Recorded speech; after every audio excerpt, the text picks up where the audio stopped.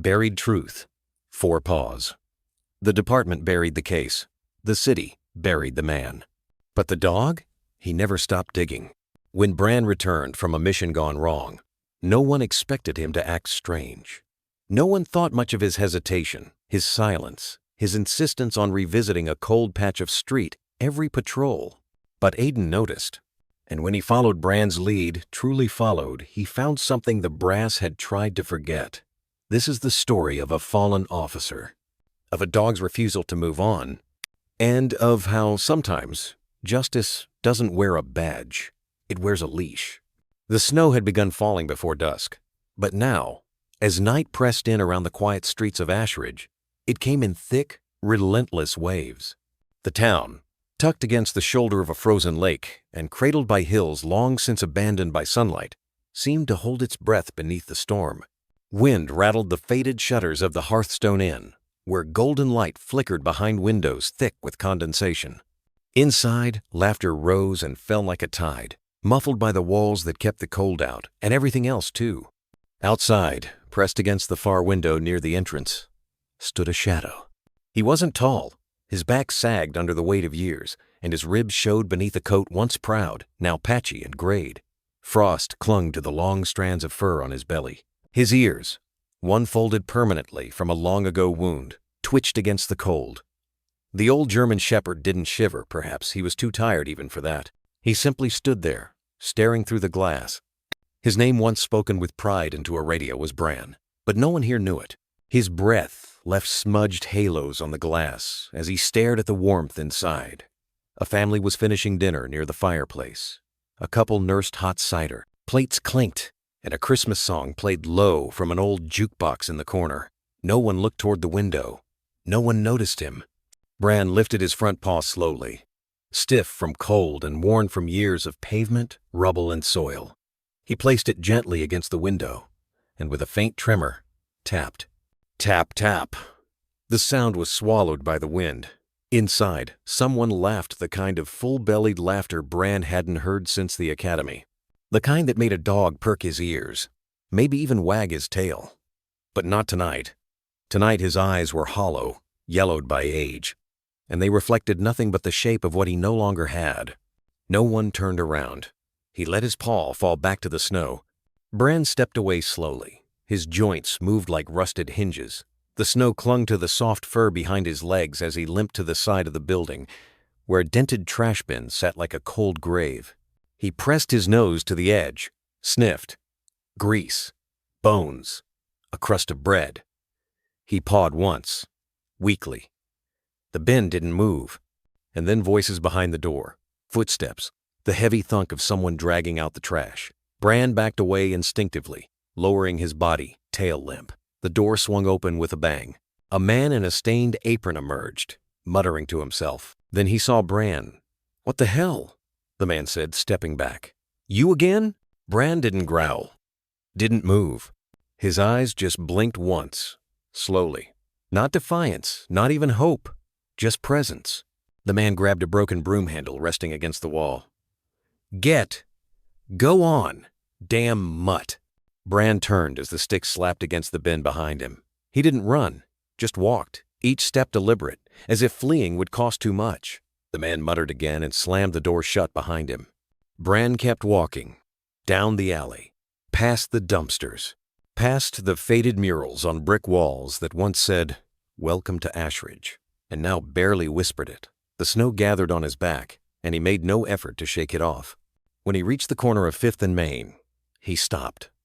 There, under the cracked glow of a broken street lamp, Bran sat. He faced the hearthstone still. The yellow light, glowing, faint through the window he'd once tapped. He lowered himself onto the snow. His body curled slowly, a shiver running through the sinews that had once tackled criminals to the ground. He rested his head on his paws. Above him, the storm howled louder, and down the road, the distant hum of a patrol car began to approach the slow roll of wheels over salted asphalt.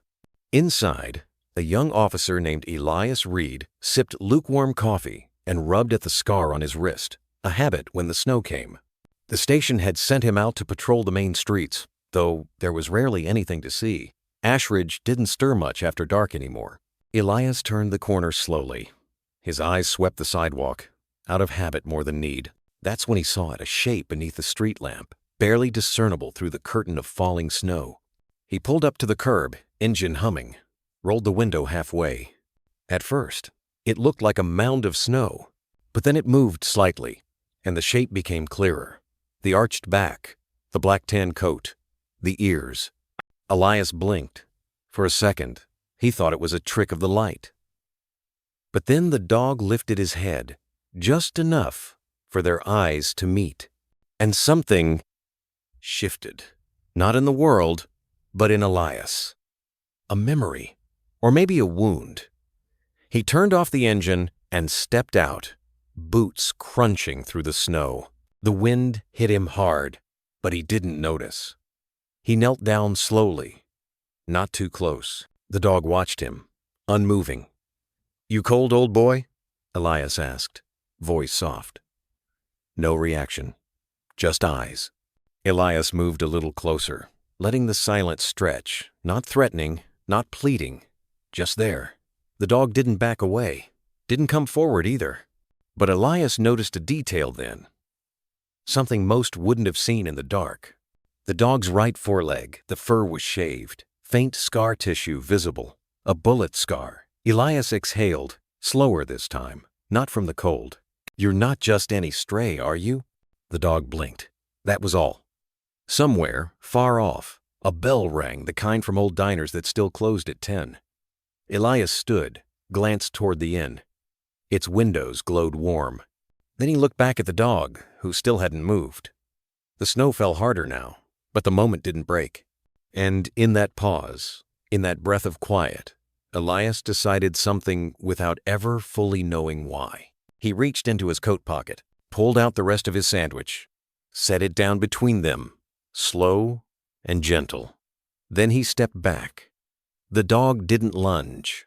He waited, then slowly rose and approached.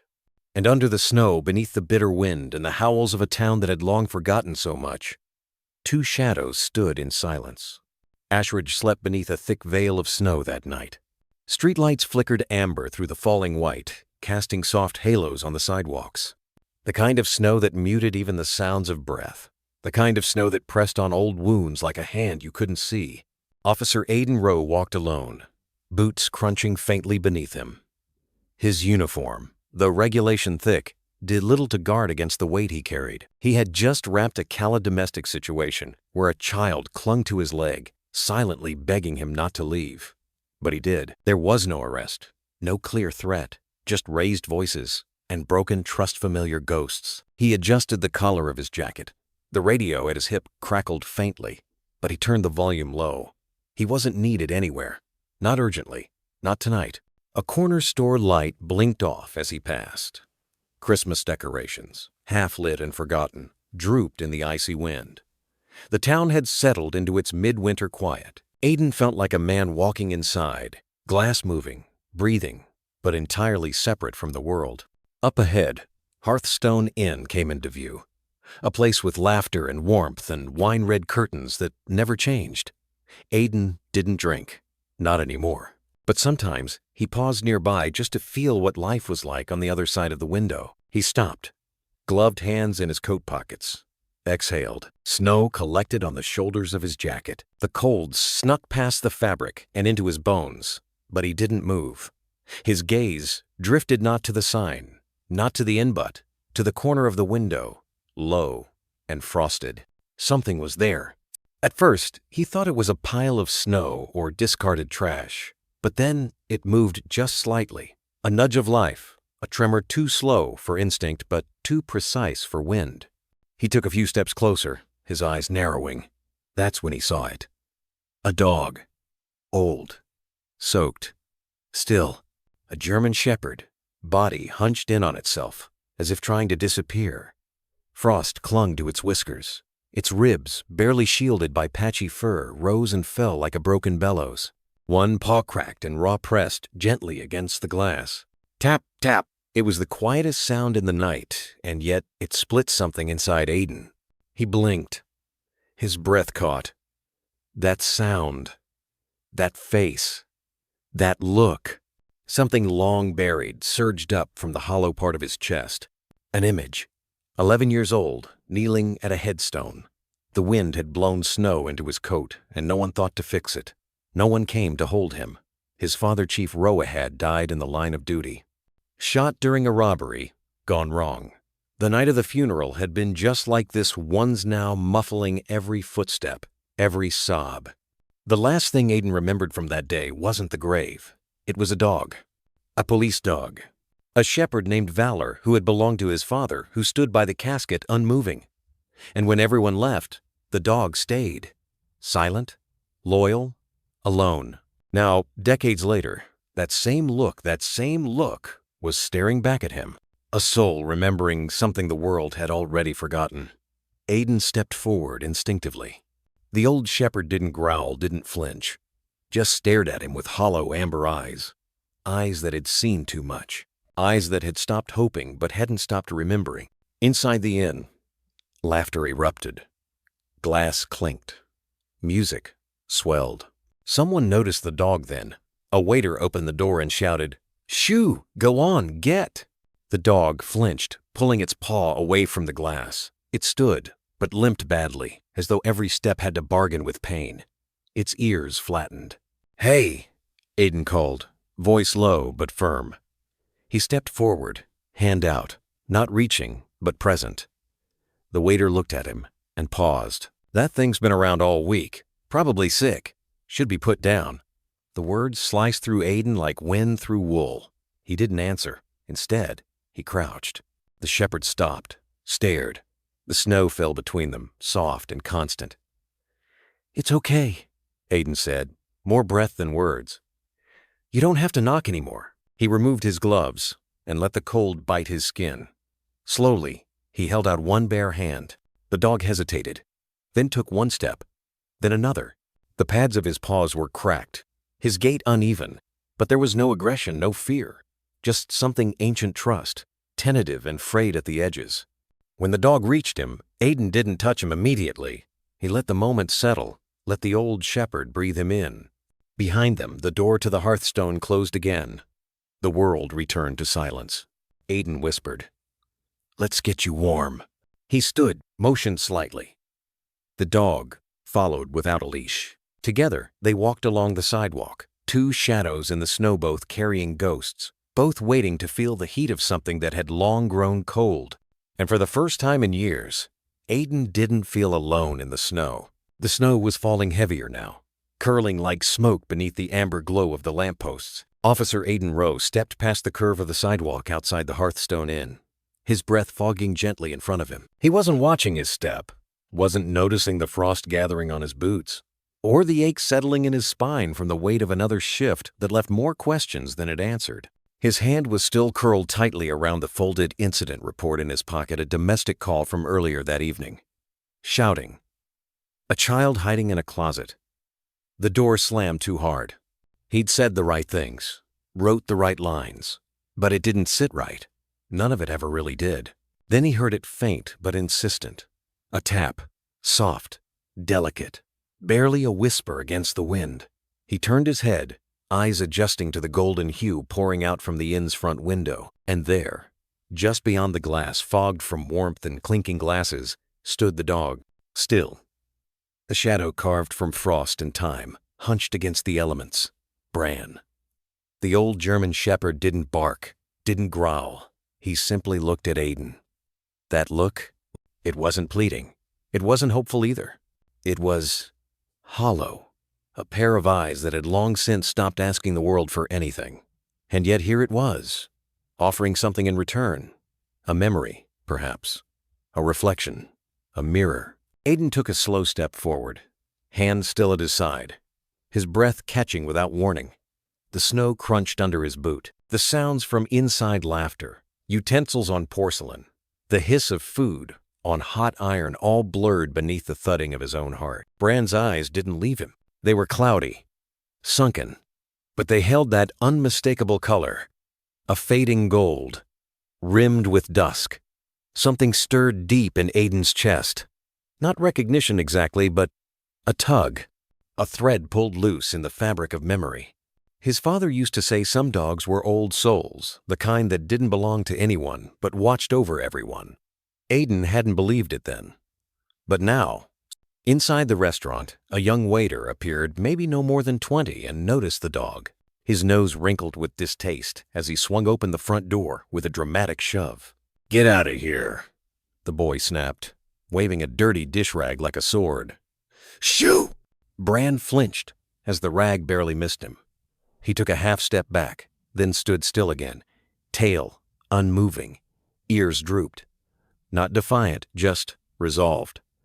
As if he expected this. As if he'd been told no by the world so many times that he no longer even processed the word. Aiden's jaw tightened.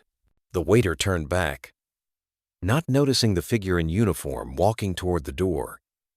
Aiden pushed it open before the kid could re-enter. "Hey," Aiden said, voice low but cutting. The waiter spun around, eyes widening. "Officer! Sorry, I didn't see you there." Aiden didn't answer. He stepped past him, down the inn's small steps, and approached the dog. No command, no whistle, no outstretched hand. Just presence. The snow whispered around them. Bran lifted his head, ever so slightly. That look again. Wounded dignity. Aiden crouched slowly, leveling himself with the dog's eyes. His gloved fingers hovered just above the frost-covered fur, uncertain, not out of fear but reverence, the way one approaches an old photograph or the steps of a gravestone. Up close, Bran smelled of old bark and road salt. His coat was mottled, patches of fur matted or missing. Scars laced his muzzle, but he sat proud, even now. There was a time when he'd carried a badge too. Aiden could sense it in the way Bran didn't beg, didn't whimper, didn't run. He was once someone's partner. Aiden finally rested his hand gently on the dog's shoulder. Bran didn't move, but his body gave a single, imperceptible sigh. Not of relief, of recognition. "Easy, old man," Aiden murmured. "You're not invisible anymore." A gust of wind shoved flakes against Aiden's back, urging him inside. But his focus remained on the dog. And then, softly, almost shyly, Bran took one step forward, then another. When Aiden stood, the dog followed, quietly, the way soldiers follow their own. They climbed the steps together, as if this had always been the plan. Inside, the warmth hit like a wave. Patrons turned, some with curiosity, some with judgment, a few with faint disgust. A muddy, soaked German shepherd didn't exactly fit the ambiance. Aiden didn't care. He guided Bran to a table near the stone hearth. A seat someone had left just minutes ago still held warmth in the cushion. Bran lowered himself beside it without command, curling slow, bones creaking. Aiden flagged the waitress. "Can I help you, officer?" she asked, eyes flicking toward the dog. "Yeah," he said. "A bowl of water. And whatever meat you've got going back there. Doesn't have to be fancy. Just warm." She hesitated. "That dog's not exactly clean. He's not exactly asking for much either," Aiden said quietly. He didn't raise his voice, didn't try to prove a point, but something about the way he said it made her nod. From across the room, a small girl, no older than 7, tugged at her mother's sleeve and pointed. Her eyes were wide, mouth slightly parted. "Mom," she whispered, "why's that man feeding a dying dog?" The mother hushed her quickly, but Aiden heard. He turned, and with a faint smile, one part sorrow, one part defiance, he replied, loud enough for her to hear, "Because he deserves to be warm, especially now that he's old." He looked back at Bran, who had not stopped watching him. Not with fear, not with loyalty either, but something deeper. A quiet understanding between two creatures who had seen too much silence and were tired of being turned away. The door to the Hearthstone Inn creaked open, letting in a gust of wind laced with snow and stillness, the kind of stillness that carried weight, as if the air itself had held its breath. Aiden Rowe stepped in first-this boots crusted with salt and slush, the navy blue of his patrol jacket dulled under a thin layer of frost. Behind him, at a pace so quiet it almost didn't register, the old dog followed. Bran. No one said anything at first, but the room shifted. Subtly. Forks hovered midair. Conversations thinned to murmurs. A man near the bar squinted, unsure if he was seeing correctly. A child in a puffer coat tugged at her mother's sleeve and whispered something, pointing with a small mittened hand. Bran didn't look at them. His paws sank into the entryway's rug, leaving wet, dirty prints. His breathing was faintly audible, labored, steady. His tail hung low, but he didn't cower. He stood beside Aiden as if he belonged there, as if he remembered what it felt like to be let in. Aiden scanned the room, his eyes settling on the fireplace in the far corner. Flames flickered inside it like memories fighting to stay warm. Beside it was an empty table for two close enough that the fire's warmth might just reach old bones. He stepped forward, boots thudding on hardwood, and spoke clearly without raising his voice. "I'll take that table. By the fire." A hostess blinked at him. She was young, maybe just out of college, the kind of person who hadn't yet learned how to hide discomfort behind courtesy. "Sir, dogs aren't allowed inside. I'm really sorry, but..." Aiden didn't look at her. His voice stayed even. "He's with me. I understand, but it's just policy. If he's a service anima..." "He's not." Aiden looked at her then, not harshly, just enough to make her pause. "He's cold. He's old, and I'm not leaving him outside to die." "Oh." Someone in the corner coughed, awkward. A man in a suit muttered something about health code. A waiter near the bar, possibly the same one who'd just shooed the dog away, made a disapproving noise under his breath. Bran stood silently through it all, his fur still damp, crusted with snow in some places. One of his ears bent slightly backward, not from fear, but where? His eyes didn't move from the fire. It wasn't hunger or warmth alone pulling him toward it. It was memory, the kind of memory dogs carry without words. The hostess opened her mouth again, but didn't speak. Aiden gently reached into his jacket and pulled out his badge. He didn't hold it high, just enough so she could see. Enough to remind the room that he wasn't just some guy who dragged a stray in from the street. The badge glinted briefly in the firelight. "My name's Officer Aiden Rowe. Badge 6415. I've just finished a double shift involving a minor who called about her stepfather breaking furniture and threatening her mother with a wrench. That was 5 hours ago. Now I'm cold, and I'm tired. I'm asking for a table by the fire, with my guest." It wasn't a threat. It was weariness, formed into a sentence. And it worked. The hostess nodded. "Of course, sir. I'll get you some water." And a bowl. Aiden gave a small nod of thanks. Then he walked slowly, deliberately toward the fire. Bran followed, leaving behind a trail of melting ice and silence. When they reached the table, Aiden pulled the chair out for himself, then knelt beside the dog. He took off his gloves and cupped Bran's face gently. The fur was colder than he expected. Underneath it, the skin was dry and brittle, like old paper. But Bran didn't flinch. He leaned into the touch, as if it had been waiting years to return. "You made it inside, partner," Aiden whispered. Bran didn't respond, but he did close his eyes. Aiden sat down, placing his gloves on the table. The fire crackled softly beside them, casting shifting shadows across Bran's coat. The dog settled on the rug, curling slowly like he'd done it 1,000 times before. He let out a soft grunt as his joints folded underneath him, then laid his head down on crossed paws. For the first time that night, he looked still. Moment passed. Then the little girl from earlier approached 7, maybe 8, in snow boots with purple trim. Her coat was too big, her ponytail messy in a way only children could get away with. She stared at Bran with a mixture of awe and confusion. "Why's he so ugly?" she asked plainly. Her mother gasped behind her, hurrying forward with apologies ready on her lips. But Aiden smiled gently and looked at the girl. "He's not ugly," he said.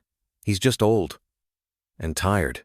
That doesn't make you less worthy of warmth, does it?" The girl shook her head slowly. "Good," Aiden said. "Because he used to protect people. Like your dad does, maybe. Or your teacher. Or someone you love."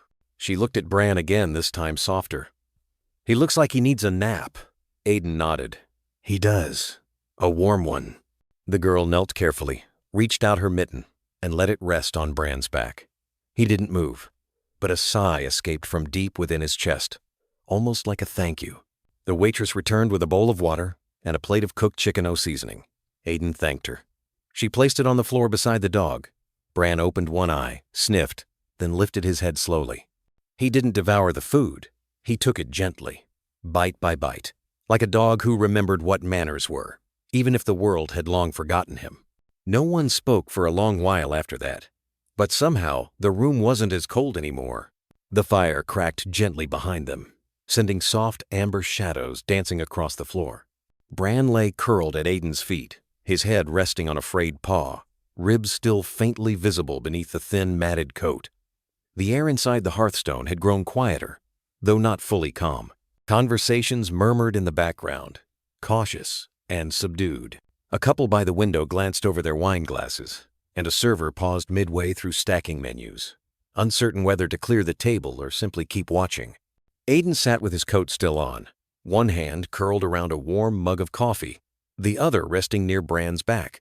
Every now and then, his fingers moved slightly, not quite petting, not quite still, a kind of unconscious reassurance.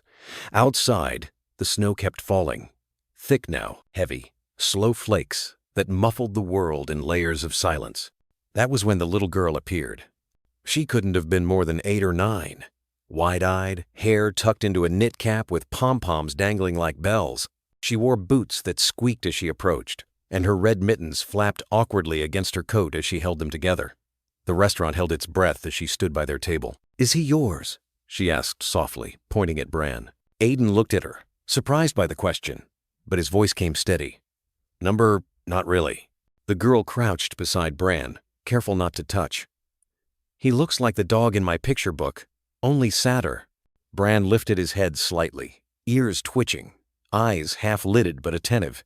He didn't growl, didn't move, just looked at her, quiet, neutral, like a tired old soldier watching a child play near a battlefield he once knew. "Why does he walk funny?" the girl asked. Aiden didn't answer right away. He sipped his coffee, watched the reflection of firelight in the girl's eyes. The pause made her nervous. "Is he gonna die soon?" she asked, barely audible. "He looks like he's about to die." At that, a hush rippled through the room again. A fork clinked against a plate. Somewhere near the bar, a chair scraped slightly as someone shifted.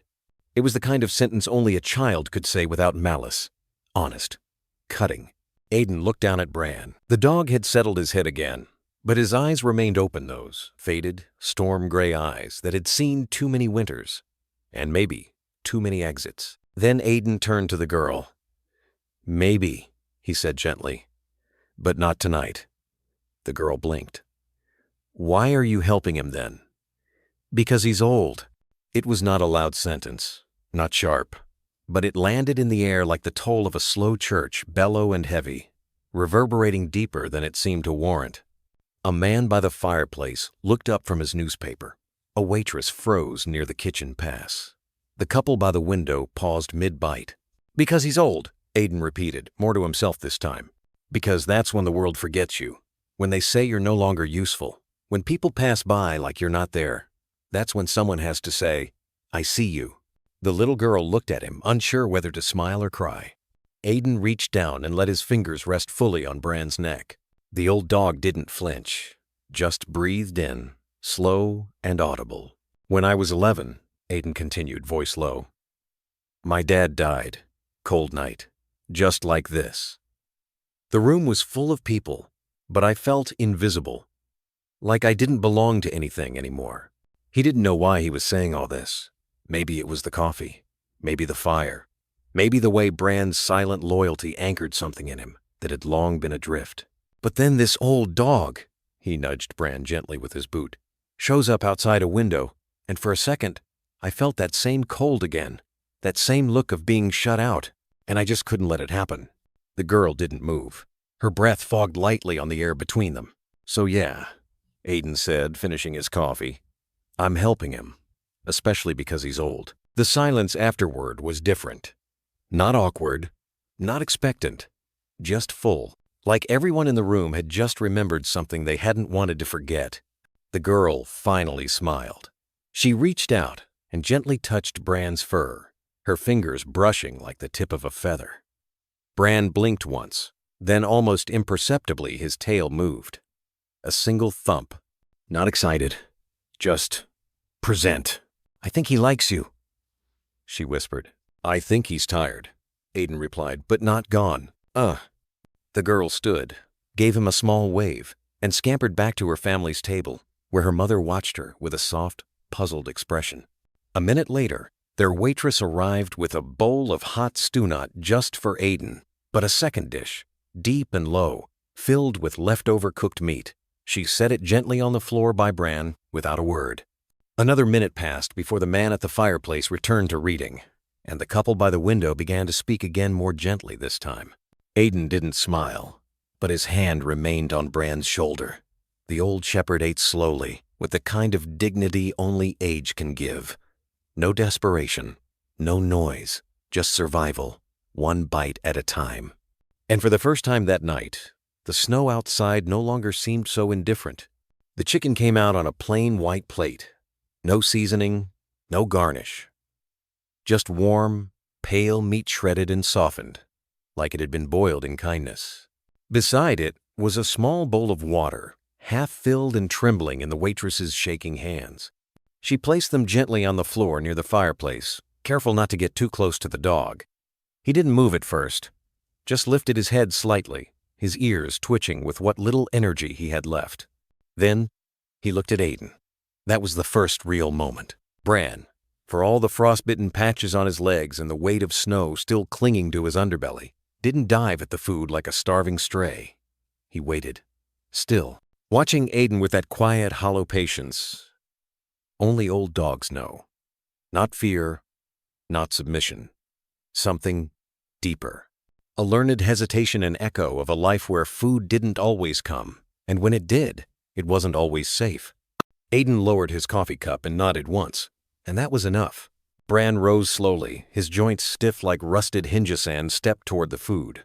One step, then another. A paw dragged ever so slightly. He paused, exhaled, then lowered his snout and began to eat, gently, reverently, as if even chewing too loud might shatter the fragile peace in this room. No one spoke. A woman at the corner table set down her wine glass, watching as Bran chewed with closed eyes, taking long pauses between bites. A man near the bar flannel shirt, sunken eyes, leaned forward and whispered something to the bartender.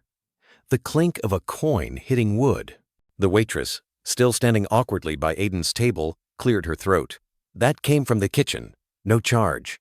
Aiden didn't look up from his coffee. Thank you. He hadn't asked for anything extra. Just a table by the fire. Just a place warm enough for a dog that wasn't supposed to matter anymore. And now, a ripple was forming like heat waves over ice. Something unthawed. Bran finished the chicken slowly, then licked the bowl dry. But instead of curling into a corner or retreating beneath the table, he sat beside Aiden's chair, not touching, not begging, just present. There was a silence between them that didn't need filling, the kind born from parallel aches. Aiden didn't pet him, didn't coo or baby talk like most people did when they saw a dog. He just let Bran be, and that maybe more than anything seemed to matter. The waitress returned, this time holding a second plate. Someone paid for this, she said quietly, setting it down. They didn't leave a name, just said the dog looked like he needed a second helping. It was roast beef, sliced thin and stacked like small offerings. Bran sniffed it but didn't move, not until Aiden gave him another nod.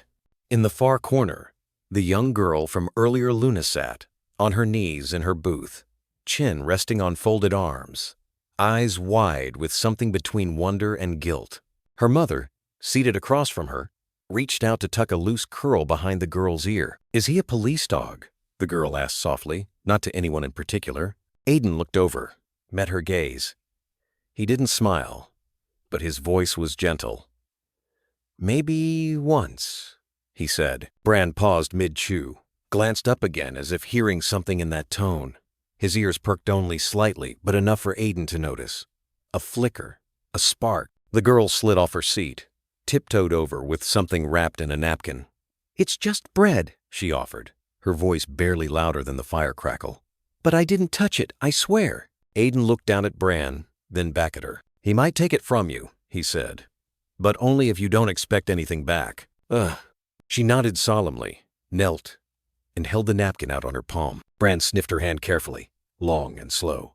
Then he took the bread, gently, his tongue brushing her skin like an old memory. Luna giggled quietly and backed away. "I think he liked it," she whispered to her mom, who was now watching with glistening eyes. A waiter passed by and muttered, "Don't think I've ever seen this place so quiet." At another table, someone asked for the check, then waved it off with a nod toward Aiden. "Add his to mine," the man said. Then another, a cup of bone broth from the chef, 2 slices of turkey from a couple near the door, a soft flannel blanket folded over the back of a chair, offered without a word. It all happened slowly, without noise or spectacle, just one act of kindness begetting another. Not because the dog was beautiful or heroic or young, but because someone had already loved him once, because someone still did. Bran, now full, rested his head against Aiden's boot. The firelight made his fur shimmer in places, like melted silver. His breathing had slowed, that anxious tremor in his legs gone, for now. Aiden leaned back, finally exhaling like he hadn't all night. Maybe not all month. Outside, snow still fell soft, endless. But inside the Hearthstone Inn, something had shifted. Not just warmth, not just food, dignity.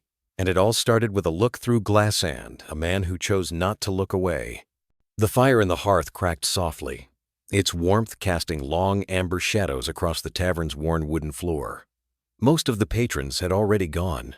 Only the clinking of a spoon in a teacup and the hushed murmurs of the staff remained, fading into the hush of winter settling outside. Bran lay curled near the fire, chest rising and falling in slow, shallow breaths. The snow still clung to the edges of his coat, now damp from the thaw. He had eaten, but not with greed only, with caution and a deep-seated restraint that told of a lifelong train to wait. He rested now, but not as a pet would. His sleep was guarded, one eye half-lidded, ears twitching at every door creak, every cough.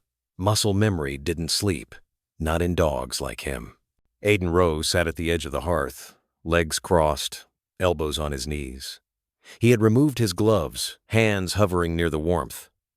But his gaze never left Bran. Something about the way the old dog had watched him eat, as though permission were required for each bite, stirred a memory from deep within a dinner table, his father's hands, a whispered wait to a shepherd who looked so much like this one. He pushed the thought away gently, like a leaf in a stream. Then, on some quiet impulse, part police instinct, part something older, Aiden reached toward Bran's collar. The leather was cracked and stiff, weathered by time and frostbite. His fingers worked slowly, respectfully, brushing along the inside lining. Bran stirred, but did not resist. He simply opened one eye, stared straight into Aiden's, and blinked. "I won't hurt you," Aiden said softly. "Just checking." His fingers brushed something hard beneath the collar.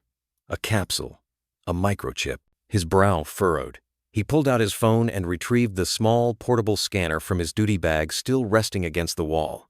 The device beeped softly to life, casting a sterile blue glow. Aiden held it close to Bran's shoulder and swept it once, then twice. Beep, a chip registered. He glanced at the screen. Name, Bran.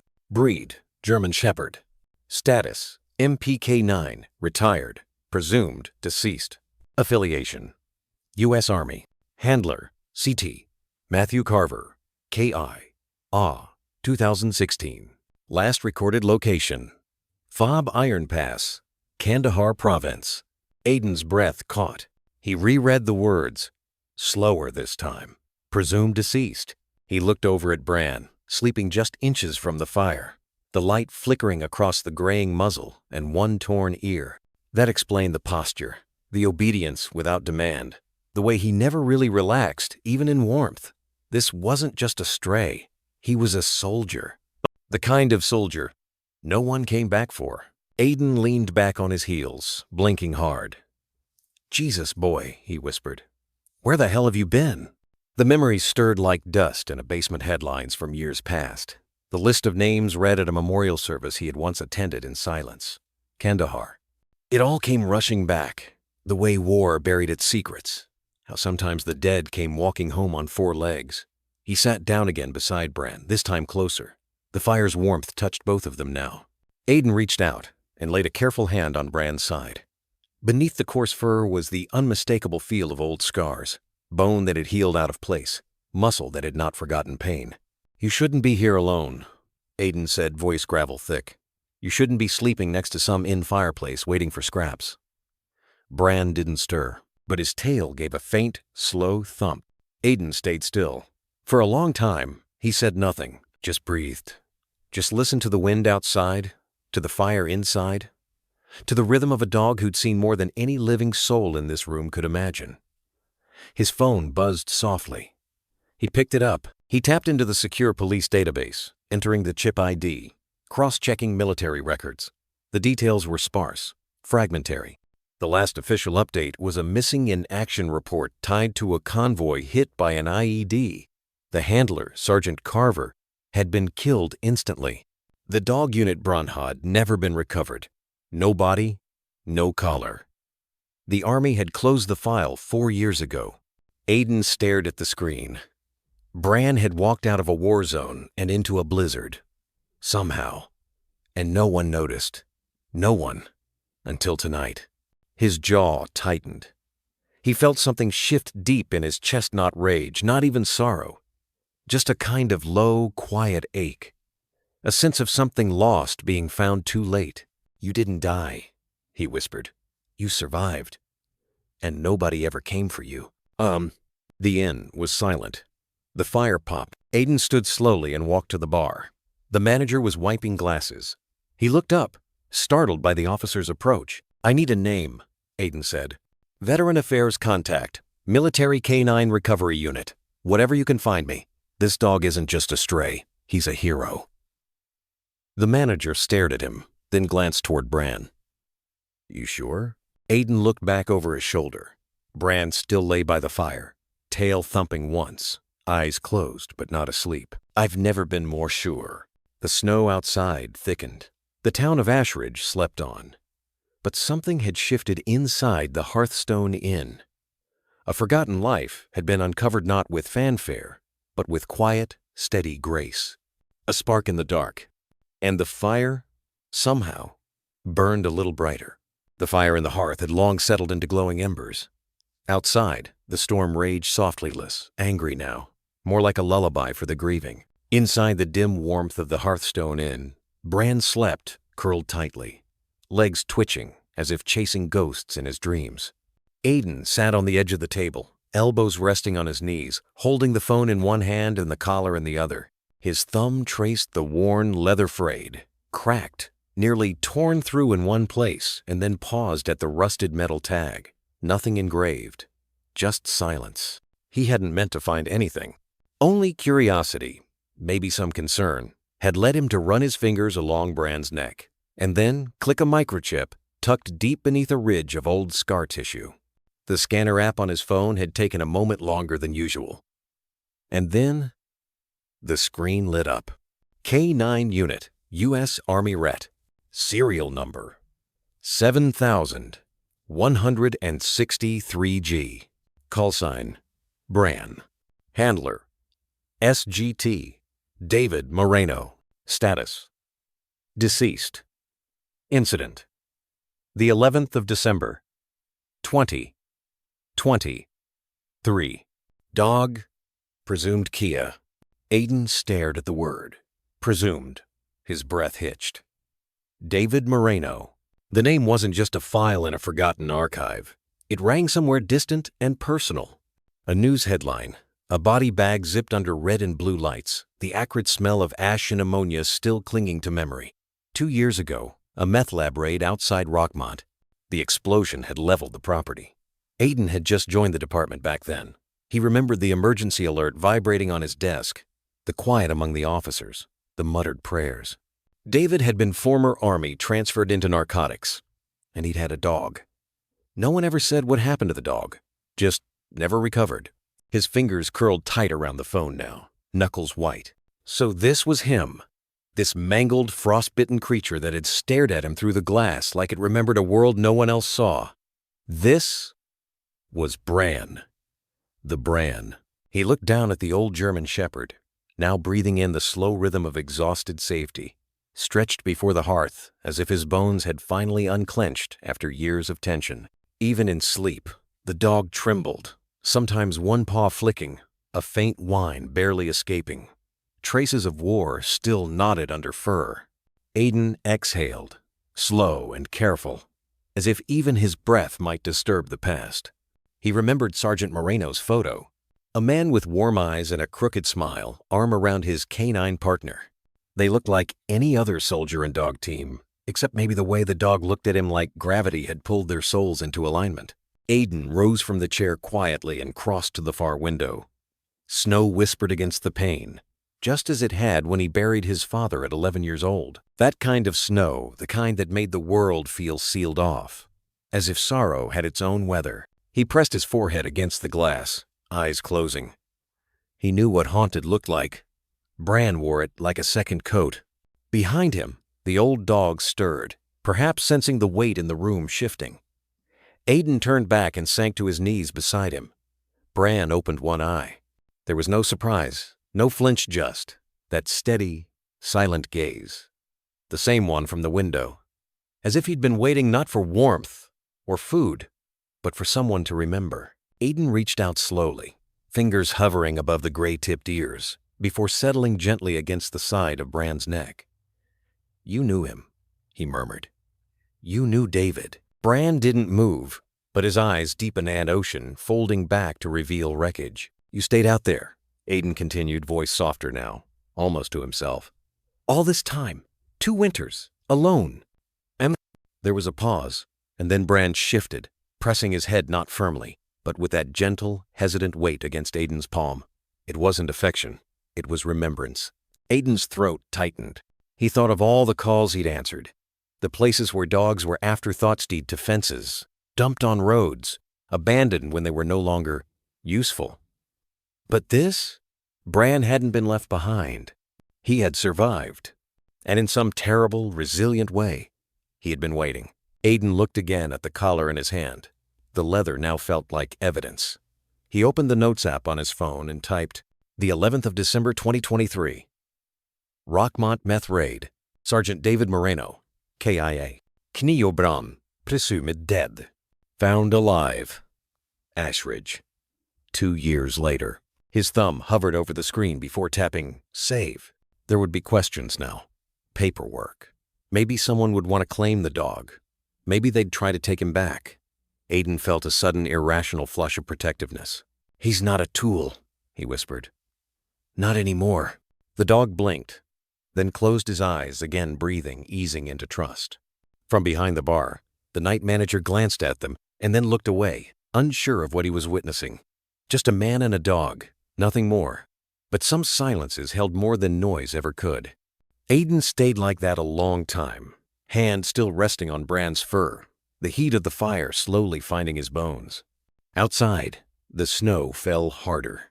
But inside, something quiet had begun to thaw. The snow returned without warning. It drifted like breath across the windows, fine as ash, gathering quietly in corners of the old restaurant's ledge. Inside, the fireplace still burned low, casting a soft orange glow across the stone floor and over the shape of the sleeping German shepherd curled beside it.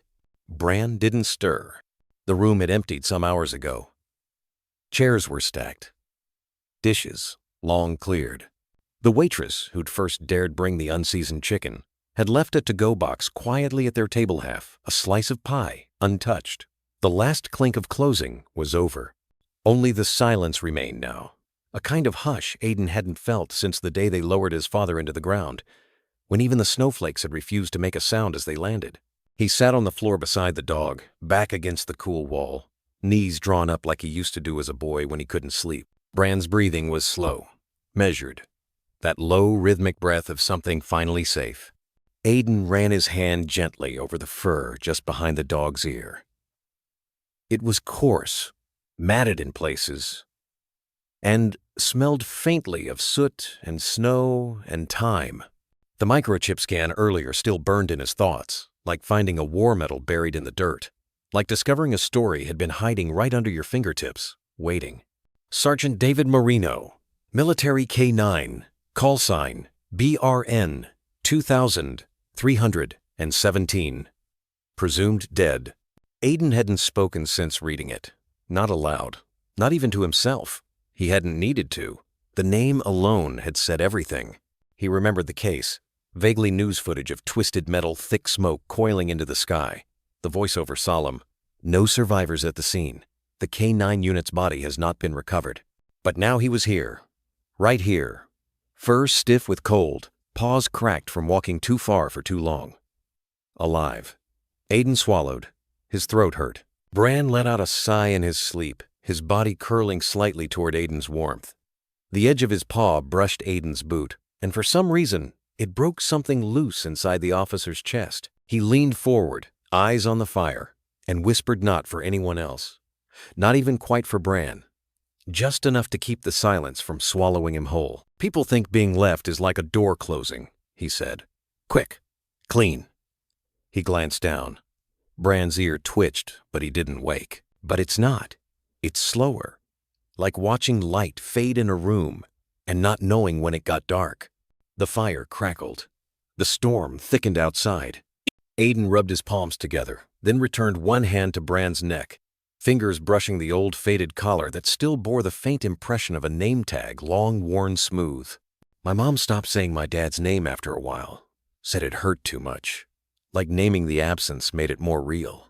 He smiled faintly, bitter at the corners. But you know that, don't you?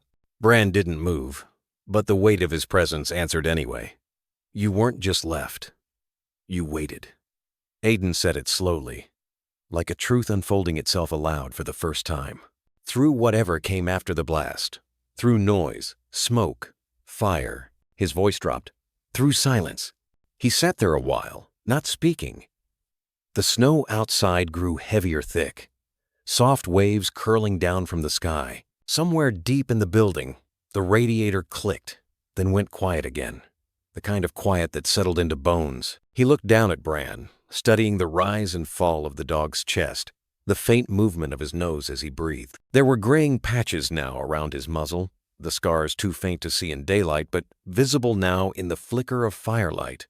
And that look, Aiden had seen it once before, in the eyes of a soldier returned to a home that didn't remember his name. He bent down, fingers grazing the spot where the fur met skin under Bran's chin. I'm sorry it took this long, he whispered. Bran stirred.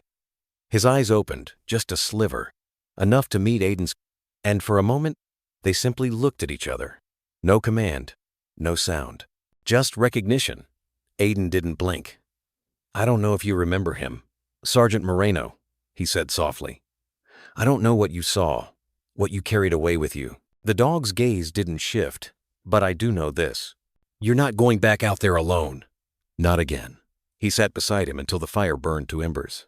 And when Bran laid his head gently on Aiden's boot, the kind of trust that needed no words passed between them like a prayer, unspoken, simple, honest, and slow as snow. The fire had settled into a quiet hum.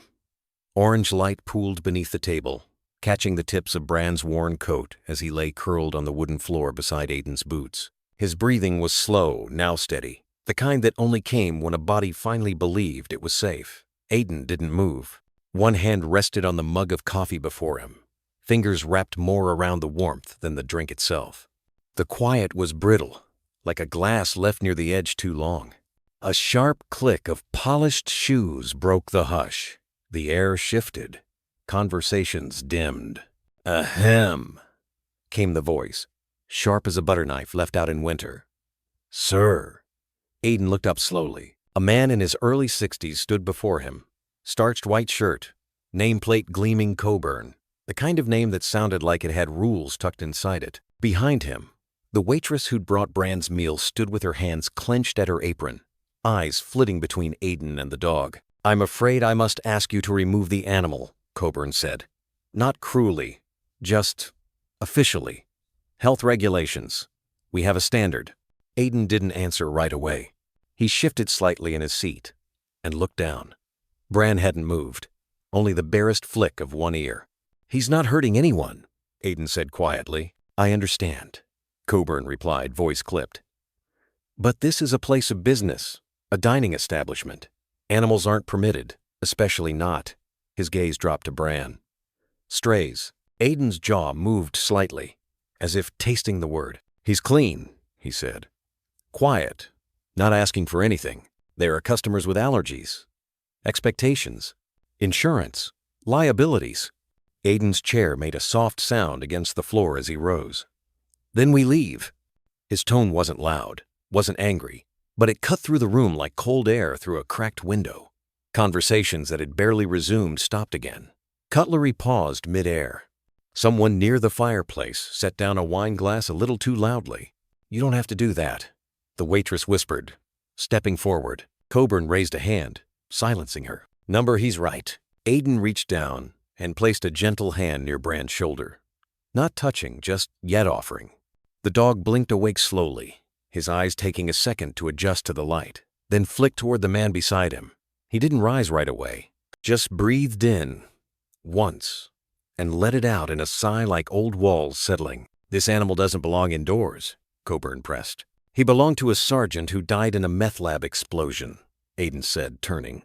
His voice was soft, measured. This dog was reported missing, presumed dead. A beat of silence followed.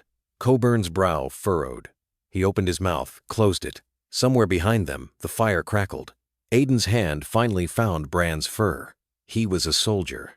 There was no theater in his words, no grand gesture, just fact, laid down like a badge on the table. He spent 2 winters alone, Aiden continued. Out there, he motioned toward the window, where the snow danced in thickening sheets. And now, for the first time in God knows how long, he's warm. He has a name again. People were watching, not just the waitress now. A family near the back. The older couple with the red coats. Even the teenage busboy. Frozen mid-wipe on a tabletop. If that breaks your code, I understand, Aiden said, meeting Coburn's eyes. But we're not going to pretend he doesn't matter. Bran had risen now, slowly, deliberately. His paws made no sound on the floor, but his presence was impossible to ignore. He stood beside Aiden, head just below the man's hip, eyes trained upward. A quiet tension hovered between them. Coburn exhaled. A long, resigned breath that carried the weight of policy and public image, of risk and reaction. His gaze scanned the room, and what he saw wasn't outrage or discomfort. It was quiet attention, not judgment, not fear, just the soft hush of people remembering they once believed in things like second chances. Leave him by the fire, a voice said. It came from the woman with the red coat, her hands folded neatly in her lap. Her husband nodded beside her. Dog saved my brother's life in Kandahar, another man offered, raising his glass slightly. A teen girl in the corner booth whispered to her dad, He looks like our old Kaiser. The tide had turned before Coburn had even taken a second breath. He looked at Aiden again, this time longer. There was something in his posture, his expression, that had shifted. Not entirely approval, but maybe understanding. With the smallest tilt of his head, he turned to the waitress. Molly, could you get some extra towels? Put them near the fire. Her smile was quiet but full. Yes, sir. Coburn looked back at Aiden, his voice lowering just slightly. Let's just call this an exception. For tonight. Aiden nodded. That's all we need. He knelt again beside Bran, who hadn't moved, though his eyes had followed every word. The firelight caught the soft gray in his muzzle, the healed-over scar just above his left eye. The silence had shifted once more. Not tense now, but reverent. As if the room had exhaled something it didn't know it was holding. Aiden sat back down. Bran curled again beside him. The waitress brought a clean towel and placed it gently under the dog's front paws. Someone at another table sent over a plate of grilled chicken, no seasoning. Another man paid for their dessert. A child tiptoed closer just to watch the dog breathe. No words were needed anymore. Sometimes dignity doesn't walk in wearing medals. Sometimes it limps in quietly and finds its place by the fire. The silence that followed Mr. Coburn's decree was not the kind born of fear, but the heavy hush of something sacred being tested. Aiden's chair let out the faintest creak as he shifted his weight, preparing to stand. His voice, when it came, was quiet. Too quiet. The kind of quiet that demanded listening. If he leaves, we leave. Bran, still lying by the fire, blinked once. No growl. No whine. Just the stillness of trust. The flicker of firelight caught the faded patches on his coat, and the glint of his dog tag, half buried in fur, half buried in history. Mr. Coburn crossed his arms, lips drawn in a line that had probably held firm for decades. "We have health codes, sir," he said, louder now, as though volume could anchor his authority. "Regulations. This isn't personal." Aiden looked down at the dog. No, not a dog. A soldier. A survivor. A ghost that had waited too long for someone to speak for him. "It never is," Aiden replied, voice thick. He pushed back his chair, but before the legs could scrape against the old wood floor, another voice broke through. "I'll cover their meal." The words came from a man near the back, quiet, silver-haired, slow to stand, but with a presence that made people look. His cane tapped once against the tile as he stepped forward, his gait uneven but firm. Harold. His name was stitched into the breast of his corduroy vest, right beneath a small flag pin and a purple heart. No one had noticed him before. That's how Harold liked it, until he couldn't stay quiet. "I know what that dog is," he said. "I wore the same look on my face when I got back from Da Nang. My wife used to say I slept like I owed the world an apology." A low ripple of recognition ran through the room. Heads turned. Cutlery paused mid-air. Even Mr. Coburn's posture shifted, not softened. Not yet, but no longer so square. "I pay for their dinner," Harold repeated, his voice stronger now. "And I'll pay again tomorrow, if they want to come back." Aiden didn't move, didn't blink, just stared at the man, as if 1,000 invisible threads had just tied them together across time, war, and wounds that never quite closed. From a nearby table, someone cleared their throat. "I'll add dessert," said a young waitress with freckles and a nervous smile. "For both." And then another voice, a father, holding the hand of a wide-eyed boy. "Put me down for tomorrow's lunch." "Oh." A woman at the bar, reading glasses still perched on her nose, raised her wine glass. "Add a bottle. On me." It was as if something had cracked open. Not a rebellion. Not quite. But a quiet tide, pulling dignity back into the room. Mr. Coburn's expression changed, though barely. His eyes fell to Bran, still unmoving by the fire, then flicked up to Aiden. "It's against protocol," he murmured. But he didn't move either. Someone pushed another log into the fireplace, embers flaring like tiny defiant hearts. The warmth spread. Bran's ears flicked. He didn't lift his head. He didn't need to. He knew. The shift was happening, not in commands, but in the spaces between them. Aiden reached down, brushed a hand gently over the ridge of Bran's back. The scar along his shoulder blade, the one the vet said was shrapnel, not age, caught his palm. "Looks like you're staying," he whispered. From across the room, Luna, the little girl from earlier, slipped free from her mother's grip and tiptoed over. She carried a biscuit in her hand. Not store-bought. Handmade. You could tell by the odd shape. "He likes chicken," she whispered. Aiden smiled softly, nodding. "He also likes brave girls." She crouched carefully, arm outstretched. Bran lifted his head at last, gently, and sniffed. His tongue flicked once, polite, before he took the offering. "See?" she beamed. Aiden turned to Mr. Coburn. "You don't have to change your policy," he said. "But people remember where kindness begins." It wasn't a threat, just a truth. Coburn looked away first. The manager stepped back, adjusting his tie, and murmured something about discretionary allowances, before walking briskly into the kitchen. No one clapped. This wasn't that kind of victory. But the fire burned a little warmer. The room held its breath a little less tightly. And the silence, when it came again, was not the silence of tension, but of reverence. Harold made his way over, slow but steady, and offered a hand. "I'm not much for speeches," he said, "but I know a soldier when I see one." Bran looked up, then eyes like worn bronze, watching the man not for threat, but memory. "He's seen more than he should have," Aiden murmured. Harold nodded. "So have we all." Then, under his breath, as he patted Bran's head, "Welcome home, boy." Outside, the snow began to fall again, gentle this time, like a benediction. The fireplace had long since settled into a low, steady crackle, casting a gentle amber hue across the floorboards of the restaurant. Most of the tables had emptied. The kitchen was quiet. Outside, the snow kept falling in slow spirals, cloaking the world in stillness. Inside, The silence was a different kind. The kind that came after a storm, not the weather, but something deeper, a reckoning of hearts. Aiden sat where he had all evening, his chair pulled just slightly away from the table, elbows resting on his knees, hands clasped. He wasn't eating anymore. The plate had cooled long ago. He wasn't speaking either. Words had thinned, like smoke fading into winter air. Bran was curled near the hearth, the flicker of firelight dancing along the dull patches of his coat. His eyes were half-lidded, body still wary in sleep. His breaths came slow but uneven, as if some part of him refused to let go completely. One ear occasionally flicked at the sound of a fork clinking or a chair scraping softly. But something had shifted. The old dog had, without being coaxed, moved a few inches closer with each hour. First from the corner near the exit, then to the rug, then to the brick of the fireplace. And now, as if by some silent agreement, he lay just inches from Aiden's boots. That's when it happened. Bran shifted his weight, grunted slightly, not in pain, more like memory, and leaned ever so gently against the leather of Aiden's boot. Not a full collapse. Not yet. But it was a gesture, a statement, a beginning. Aiden didn't move. He didn't reach down to pet him, didn't speak. He just let the weight settle there, solid, real.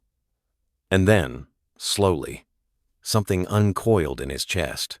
Not relief exactly, not even victory, but recognition. It wasn't about food. It never had been. The dog hadn't stayed because of a warm meal or the heat of the fire. He'd stayed because something deeper than instinct had told him for the first time in a long while that he might be safe here. And Aiden had been waiting for that moment more than he realized.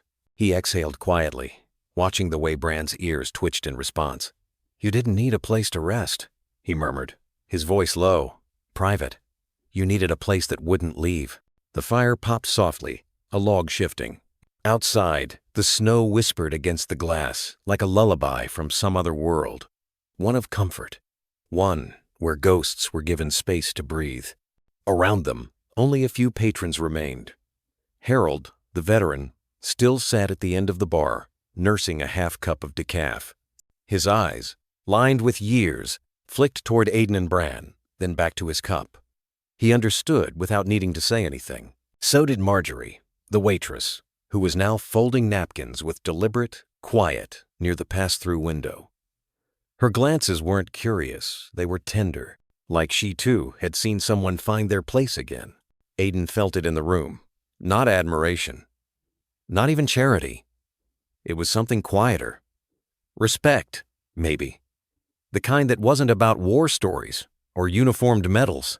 The kind reserved for those who chose to stay when it would have been easier to walk away. The fire's warmth crept through the soles of his boots, mingling with the weight of Bran's body pressed gently against him. That weight wasn't just physical, it was memory. Grief, the ache of being wanted again. Aiden whispered more to himself than to the dog. "You weren't just surviving out there, were you?"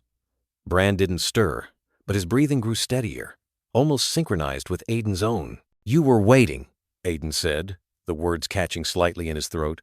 "Not for food, not for warmth, but for someone to look at you and not see what you've lost, to see what's left." His voice trembled. He hadn't meant to say that last part, hadn't meant to make it about himself, but it was. The years had carved something hollow inside him, too.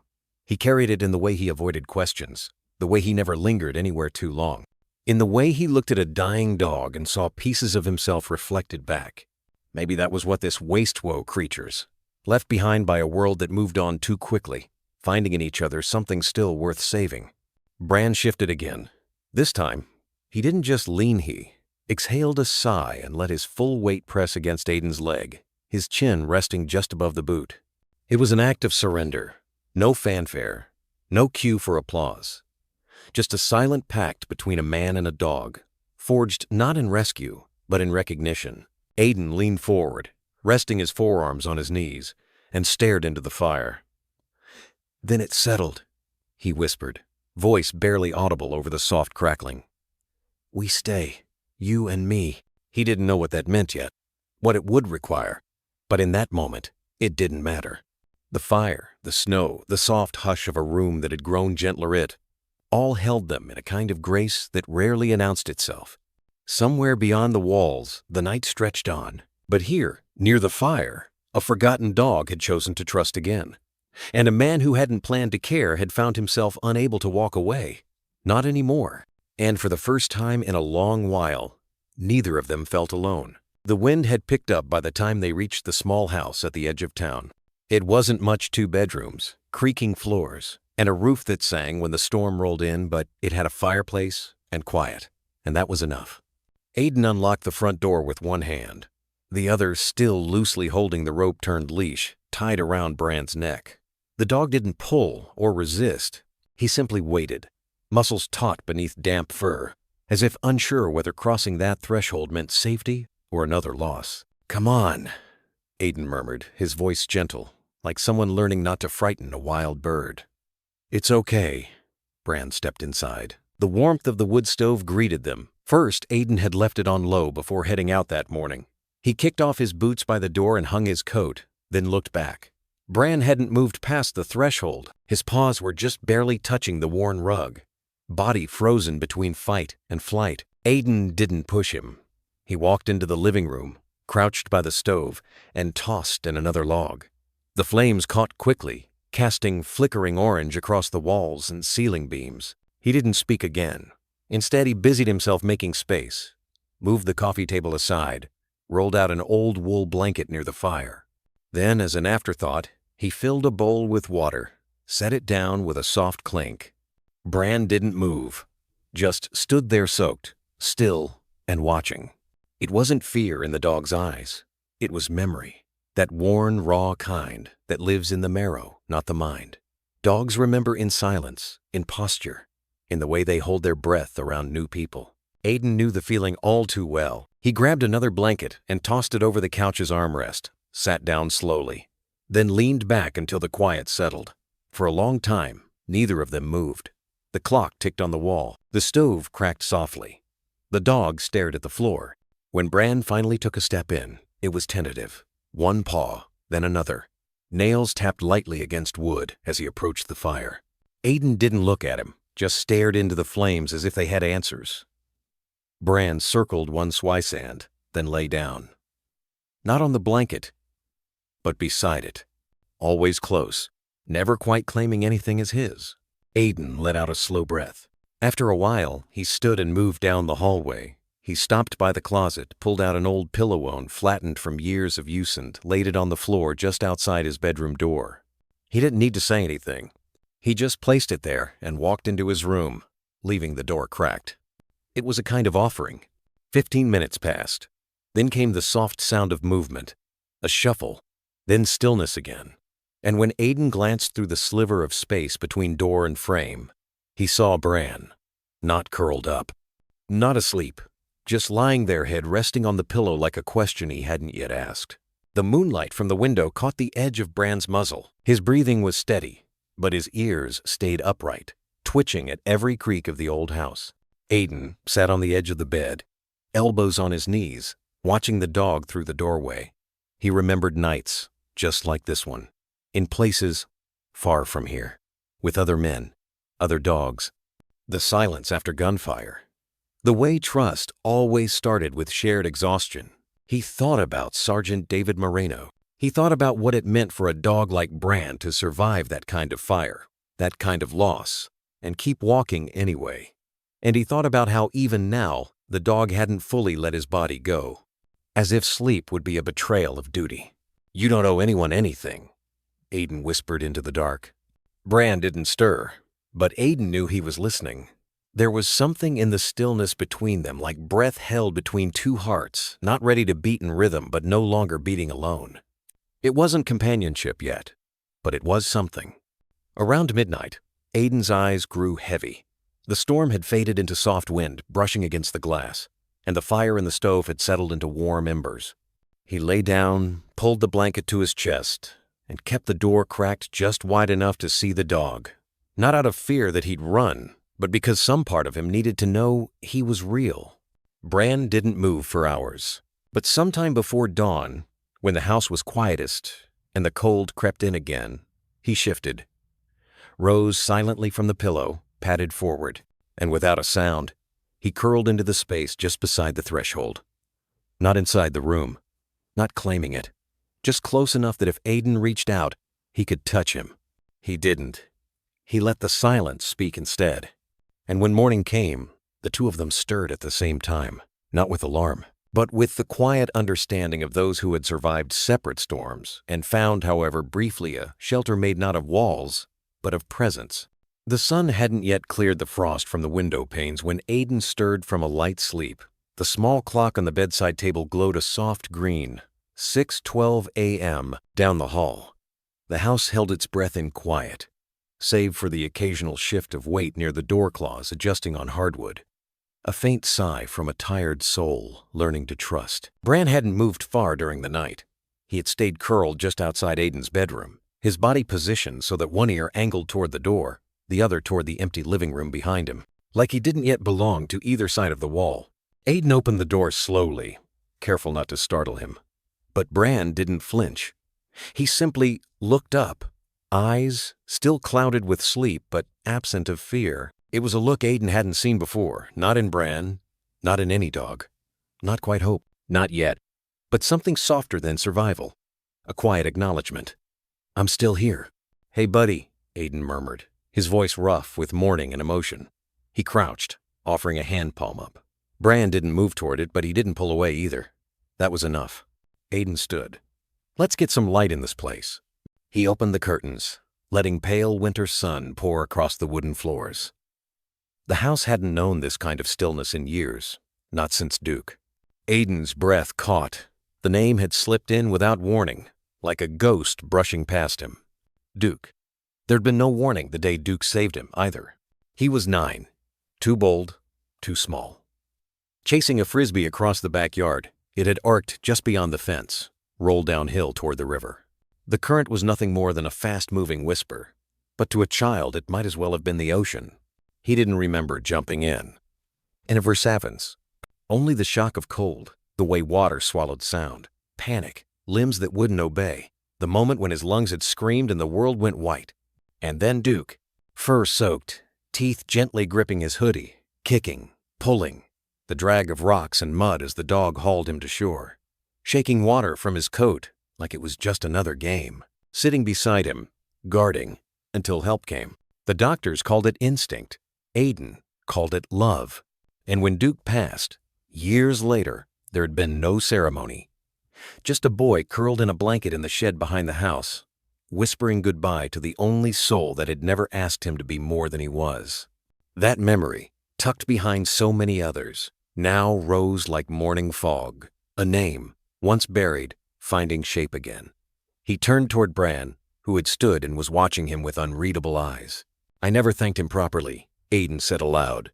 The words half meant for Bran, half meant for someone far away. Never told him what it meant. He swallowed the tightness in his throat, then reached for his phone. The process wasn't long. The local shelter had a simple form for found dogs, a microchip scan, confirmation of lack of ownership, a short wait period, but Bran's case was different. His record had military clearance. The tag was still listed as presumed Kia, handler, sergeant. David Moreno. That designation changed today. Aiden clicked. Begin adoption. The prompt blinked. Name of adoptive pet? He hesitated, then typed, Bran. A name from an old novel. A character he'd loved as a kid, one who couldn't walk but could see the truth of things others missed. A name meaning raven in the old tongue. Watcher, survivor, fitting. He submitted the form. Outside, the frost on the window had begun to melt, forming little rivulets that traced downward like tears reversing their path. He closed the laptop and stepped back into the hall. "Your name's Bran now," he said gently. "If that's all right with you." Bran gave no sign of objection, only looked up, then down, as if the sound settled into him, as if he was cataloging it somewhere deep, next to memories of shouting sergeants and the scent of smoke. Aiden moved to the kitchen, poured kibble into a ceramic bowl, and set it down slowly. Bran came, but not hungrily. He sniffed, ate a few pieces, then sat, gaze flicking not to the door, but to Aiden's chair. Something was changing. The air felt less like survival, more like something new trying to bloom in the cracks. After breakfast, Aiden opened the front door. Snow had softened overnight, blanketing the neighborhood in quiet beauty. He grabbed his coat, the leash, and held it up. "Walk?" Bran tilted his head. Aiden smiled. "Come on. Let's stretch our legs." The leash clipped with a gentle click. No protest, no resistance. Bran stepped outside, nose twitching at the fresh air, ears tuning into distant crows and the crunch of boots. They walked in silence down the road. Just a man and a dog not quite healed. At the edge of the woods, Aiden stopped. He reached down, touched Bran's shoulder.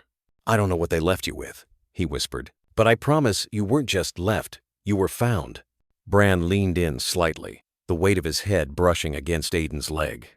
A kind of pact passed between them, not with words, not even with touch, but with presence, with choice. Two shadows stretched across the snow, one tall, one four-legged, neither cast alone. And for the first time in a long time, Aiden didn't feel like a man walking a ghost. He felt like someone walking home. The morning air was brittle, as if every breath could chip. Frost veined the precinct windows like quiet nerves. Aiden pulled into the back lot, the cruiser grumbling under the cold. Beside him, Bran sat still, ears alert, eyes scanning not the way a pet dog would look around, but the way a soldier surveys a new battlefield. Aiden turned off the engine and sat for a second, watching Bran's profile. The German shepherd didn't fidget or whine. He simply waited, poised and quiet, like he'd done this before. Aiden opened the door. Bran jumped out, landing soft, almost too soft for a dog his size. Aiden clipped a leash to the makeshift collar he'd fashioned out of an old belt. It wasn't necessary. Bran didn't pull or wander, but there were rules. As they walked through the precinct's back entrance, the rhythm of boots on linoleum slowed. Heads turned. "Since when do we get K9 units back?" Officer Blake chuckled from the hallway vending machine, peeling a wrapper from his third protein bar of the morning. "Who's your date, Walker?" Aiden offered a dry half-smile. "This is Bran. He's riding along." Blake raised an eyebrow. "That even allowed?" Before Aiden could answer, Vera's door creaked open. Captain Vera wasn't a woman who wasted time. Her eyes scanned the hallway, then locked on to Bran. "Walker," she said simply, a question wrapped in a command. Aiden gave the leash a slight tug and walked Bran into her office. The room was warm, carpeted in muted blues and grays, with a pot of stale coffee steaming near a stack of old case files. "He's the shepherd from Lou's," Aiden said before Vera could ask. "The one that sniffed out the oxy stash from the broken floor vent." Vera folded her arms. "Thought you said he was a stray." "I thought so too." Aiden paused. "But he's not in the way people mean it." Bran sat beside him, perfectly still. No bark, no sound, just the quiet press of presence, like he knew this moment mattered. Vera tilted her head. "You're telling me he alerted on narcotics without training?" "No, ma'am. I'm telling you someone trained him. I think he's one of ours. Or used to be." Vera leaned against her desk. "That's a big claim." "I'm not asking for assignment," Aiden said. "Just permission. He doesn't get in the way. And I think he needs it. The work." Vera didn't speak right away. She looked at Bran again, this time not like a supervisor, but like someone quietly remembering. Her hand drifted toward her side where once, 10 years ago, a German shepherd named Duke had pushed her out of the path of a bullet in East Lansing. A bullet meant for someone else. Finally, she sighed. "Unofficial. You don't log him. He doesn't get a vest. You pay for anything he breaks." "Yes, ma'am." And if he bites someone, I want the full report on my desk before animal control breathes down my neck." "Yes, ma'am." She stared at Bran again. He stared back. "You call him Bran?" she asked. "Yeah. Like the Crow Kid from Game of Thrones?" Aiden almost laughed. "More like the Irish word. It means raven." She nodded once. "Get out of my office." As they stepped back into the hallway, the buzz began. Soft at first, a whisper in the break room, the dispatch girl giggling behind her hand. Officer Hammond nudging a recruit and muttering, "Look sharp." Walker brought a ghost. Bran ignored it all. His paws made no more sound than a falling leaf. He walked beside Aiden as if the precinct had always been his. The rest of the shift blurred 2 welfare checks, a traffic stop, and a minor theft at a gas station where Bran calmly sat outside the building, watching Aiden through the glass. His posture like a statue carved from trust. By lunch, even Blake had stopped mocking. He'd watched Bran nose a missing child's sock at a domestic call and quietly sit beside the girl's closet. The toddler was found inside, curled under a blanket, unharmed. "That dog's got radar," Blake muttered, staring down at the shepherd from the patrol car. Creepy, but kind of brilliant. Back at the precinct, a post-it note appeared on Aiden's locker. "Next time, bring a vest. He's earned it. Vera."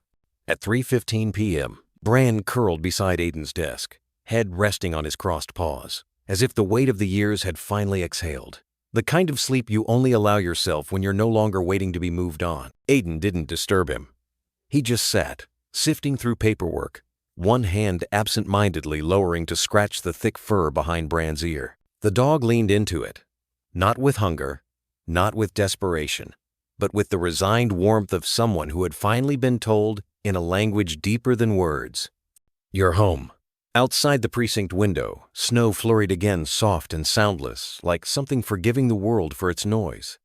The snow along the edge of Harbor Row had turned to a pale crust snow, longer falling, but lingering like a held breath. Aiden steered the cruiser slowly past shuttered storefronts and half-collapsed sheds, the radio murmuring something half-heard about a trespass call across town. He wasn't in a hurry, not here. Bran sat upright in the passenger seat, his ears twitching, eyes focused on the outside world with that eerie stillness Aiden had come to recognize like a ghost remembering a battlefield. The engine hummed low, the heater clicked. Then, without warning, Bran's throat rumbled. Not loud, not theatrical, just a low vibration, the kind that barely moves the air but pulls at something deep inside the chest. Aiden's hand slid instinctively from the wheel to the gearshift. He didn't speak. Instead, he slowed the cruiser to a crawl and watched where Bran was looking. A chain-link fence bordered the ruins of what had once been Mason's feed and grain-boarded since the fire 5 years ago. Half the roof caved inward, like the bones of a bird long dead. Nobody came here anymore. Nobody was supposed to. But Bran didn't growl without reason. Aiden turned off the engine. The world fell into silence. A silence too complete. No wind through the broken boards. No crows. No city sounds. Just the faint hiss of cooling metal and Bran's breathing. Aiden opened the driver's door. Slow. Bran didn't move. His eyes tracked the fence line. The gravel crunched beneath Aiden's boots. Cold crept down his neck as he circled to the front of the cruiser. Bran followed, stepping down without being told, his body low, tail still not wagging, not tucked, alert, listening with more than ears. They moved as a pair, not fast, not loud. "Show me," Aiden whispered. Bran's paws made no sound on the frostbitten earth. He paused near a jagged hole in the fence and sniffed the air. Then another growl, softer this time, but edged. Aiden crouched beside him. He scanned the windows. Nothing. But the hairs on his arm stood on end. Inside the warehouse, the dark wasn't empty. It never had been. And now it wasn't silent either. A faint clink, metal on metal.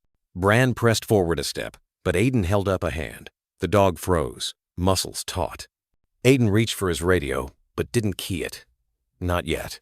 He trusted Bran more than static reports and overworked dispatchers. There was something wrong here. Maybe it was just a squatter. Maybe it was more. He stood, eyes never leaving the dark interior. His voice was low, steady. "Let's circle wide." Bran obeyed like he'd done this, before which, of course, he had. Somewhere, with someone else. Whoever trained him had done it right. And now that ghost training lived in the limbs of a dog that technically didn't exist in any department log. They circled behind the warehouse.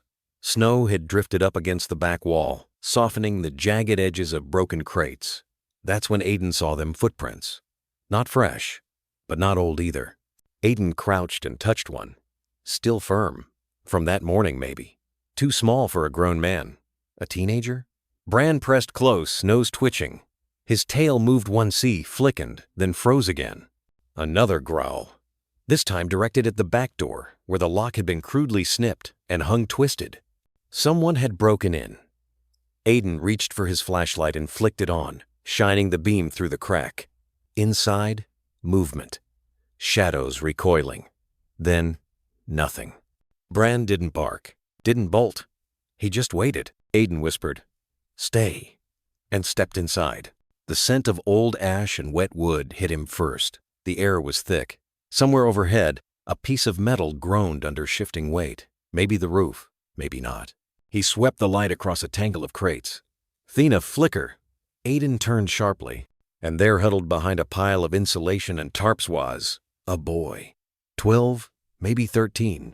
His eyes wide, hands shaking, lips pale from cold and fear. Aiden dropped to a knee, kept his flashlight low. "Hey," he said softly. "It's okay. I'm not here to hurt you." The boy didn't speak, but he didn't run either. A quiet pause. Then Bran padded in, just behind Aiden, eyes fixed on the boy but posture calm. Not aggressive, not afraid. The boy blinked at him more at Bran than at Aiden. Aiden noticed. "You know dogs?" he asked. A nod. "Good. He's okay. He won't bite." Still no words. But the boy's breathing slowed a little. Aiden looked around. Old food wrappers, a threadbare blanket. Someone had been using this place to sleep, not just today. "Is this where you live?" Aiden asked gently. Silence. He didn't push. Bran sat beside him, then leaned just slightly toward the boy, a peace offering. The boy reached out, touched Bran's fur with the kind of caution that came from too many wrong lessons. But Bran didn't move, just accepted the hand. Quietly, Aiden let the moment stretch. Outside, the wind picked up. The snow began again, soft and soundless, like the closing of a page. "We'll get you someplace warm," Aiden finally said. "Somewhere safer than here." The boy didn't argue. When they stepped back outside, the wind was colder. Bran stayed close on the boy's side now, not guarding, accompanying. In the cruiser, Aiden didn't say anything as he drove. Bran sat in the back this time, beside the boy. Their shoulders barely touched, but neither of them moved away. The growl had been the warning, but it was never about danger. It was about someone being left behind, and someone else deciding finally not to look away. The afternoon light had long begun to slant when Bran slowed near the chain-link fence. His paws crunched over frost-bitten gravel, ears forward, body low, like a ghost pressing against the wind. Aiden followed, his hand instinctively brushing the holster at his side, not out of fear, but because Bran moved like he remembered something that shouldn't be remembered. The place had once been a promise, a construction site for low-income housing, frozen mid-frame by budget cuts and city council debates that led nowhere. Now it stood hollow skeleton beams, rusted scaffolding, shattered panes that whispered when the breeze pushed through them. Most avoided it. Too many needles in the dirt, too many stories that didn't make the paper. Bran stopped at a break in the fence. He didn't look back. Aiden understood. They stepped through. The silence inside was thick. No birds, no traffic, just the distant creak of metal surrendering to time. The boards beneath Aiden's boots groaned slightly, but Bran moved like shadow fluid, precise.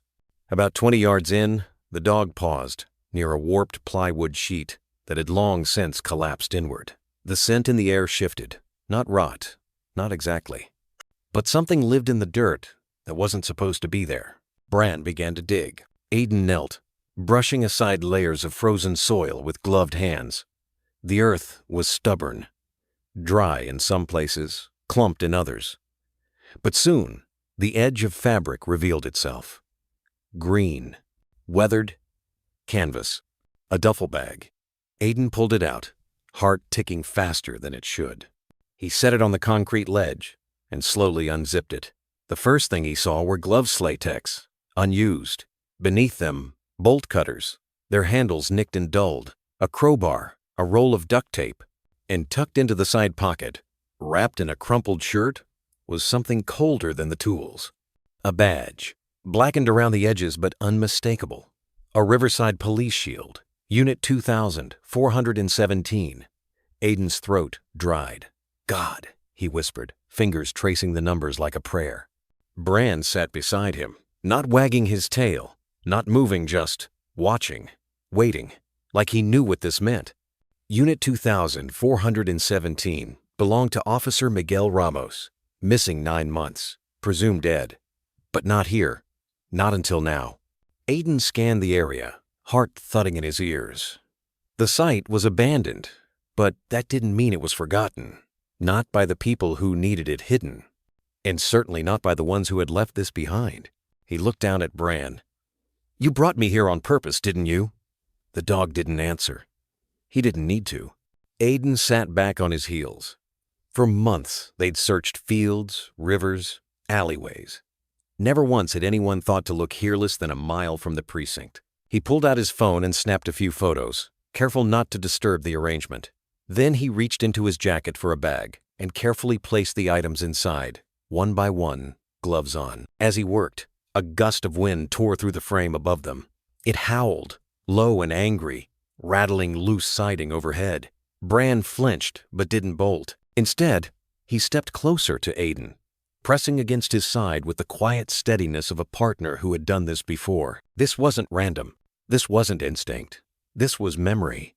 Aiden remembered what Vera had once said about retired K9s. They never really forget. Sometimes they just go quiet until the world asks them to speak again. He rose slowly, brushing dirt off his knees. "Let's take this to Vera," he said quietly. But as he turned toward the broken opening in the fence, Bran growled, not loud, but low and sharp, from deep in his chest. Aiden froze. Then he heard it. Footsteps on gravel. Distant, then nearer. 2. No, 3. Not fast, not rushed, but not innocent either. Bran's body had gone rigid, tail low, head down. Aiden moved to the side, pressing himself behind one of the half-standing beams. Bran followed, silent again, his breathing even. His training, buried somewhere deep beneath his scars, hadn't gone anywhere. Aiden peeked out. 3 men. Work boots. Hooded jackets. One carried a crowbar. The other something heavier metal pipe maybe. They weren't kids. They didn't laugh. They didn't wander. They were coming back for something. Bran shifted beside him, waiting. Aiden weighed his options. Confrontation would be reckless. They had no backup, and no one knew they were here. But the badget, had to make it out.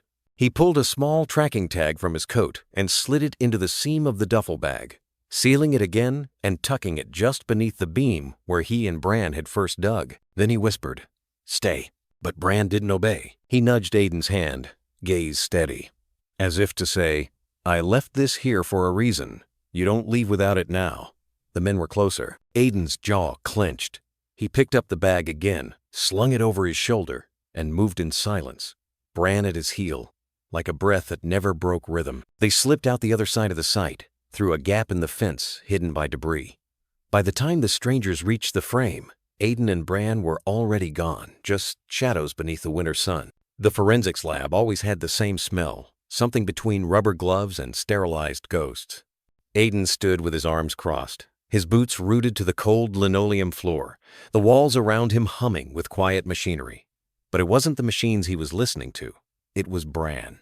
The German Shepherd sat near the door, upright but still, his ears perked in that half-alert, half-remembering way dogs sometimes held when memory crept through instinct. His eyes, dark and unreadable, watched Aiden like he already knew. Detective Ortega appeared from the back, holding a thin manila folder. She didn't say anything at first, just handed it over with the kind of look reserved for truth that hurts. Aiden opened the folder. Gloves, bolt cutters, traces of oil, trace amphetamine residue, and the badge. Officer Paul Gaines disappeared 2 years ago after an undercover op went silent, presumed dead, no leads. Until now. But it wasn't just the items that made the world still. There was DNA, sweat on the leather, skin cells in the stitching, and it all pointed to a man named Lyle Maddoxknown, associate of the Birchwell meth ring, former contractor, never arrested, but his name had floated through every file tied to the warehouse explosion 2 years ago. The explosion that killed 2 officers, one of them a K9 handler, the other Bran's partner. Aiden didn't speak. He sat down slowly, the edge of the table catching his weight. The hum of the lights above seemed louder, the world suddenly quieter. "Bran never forgot," Ortega said softly.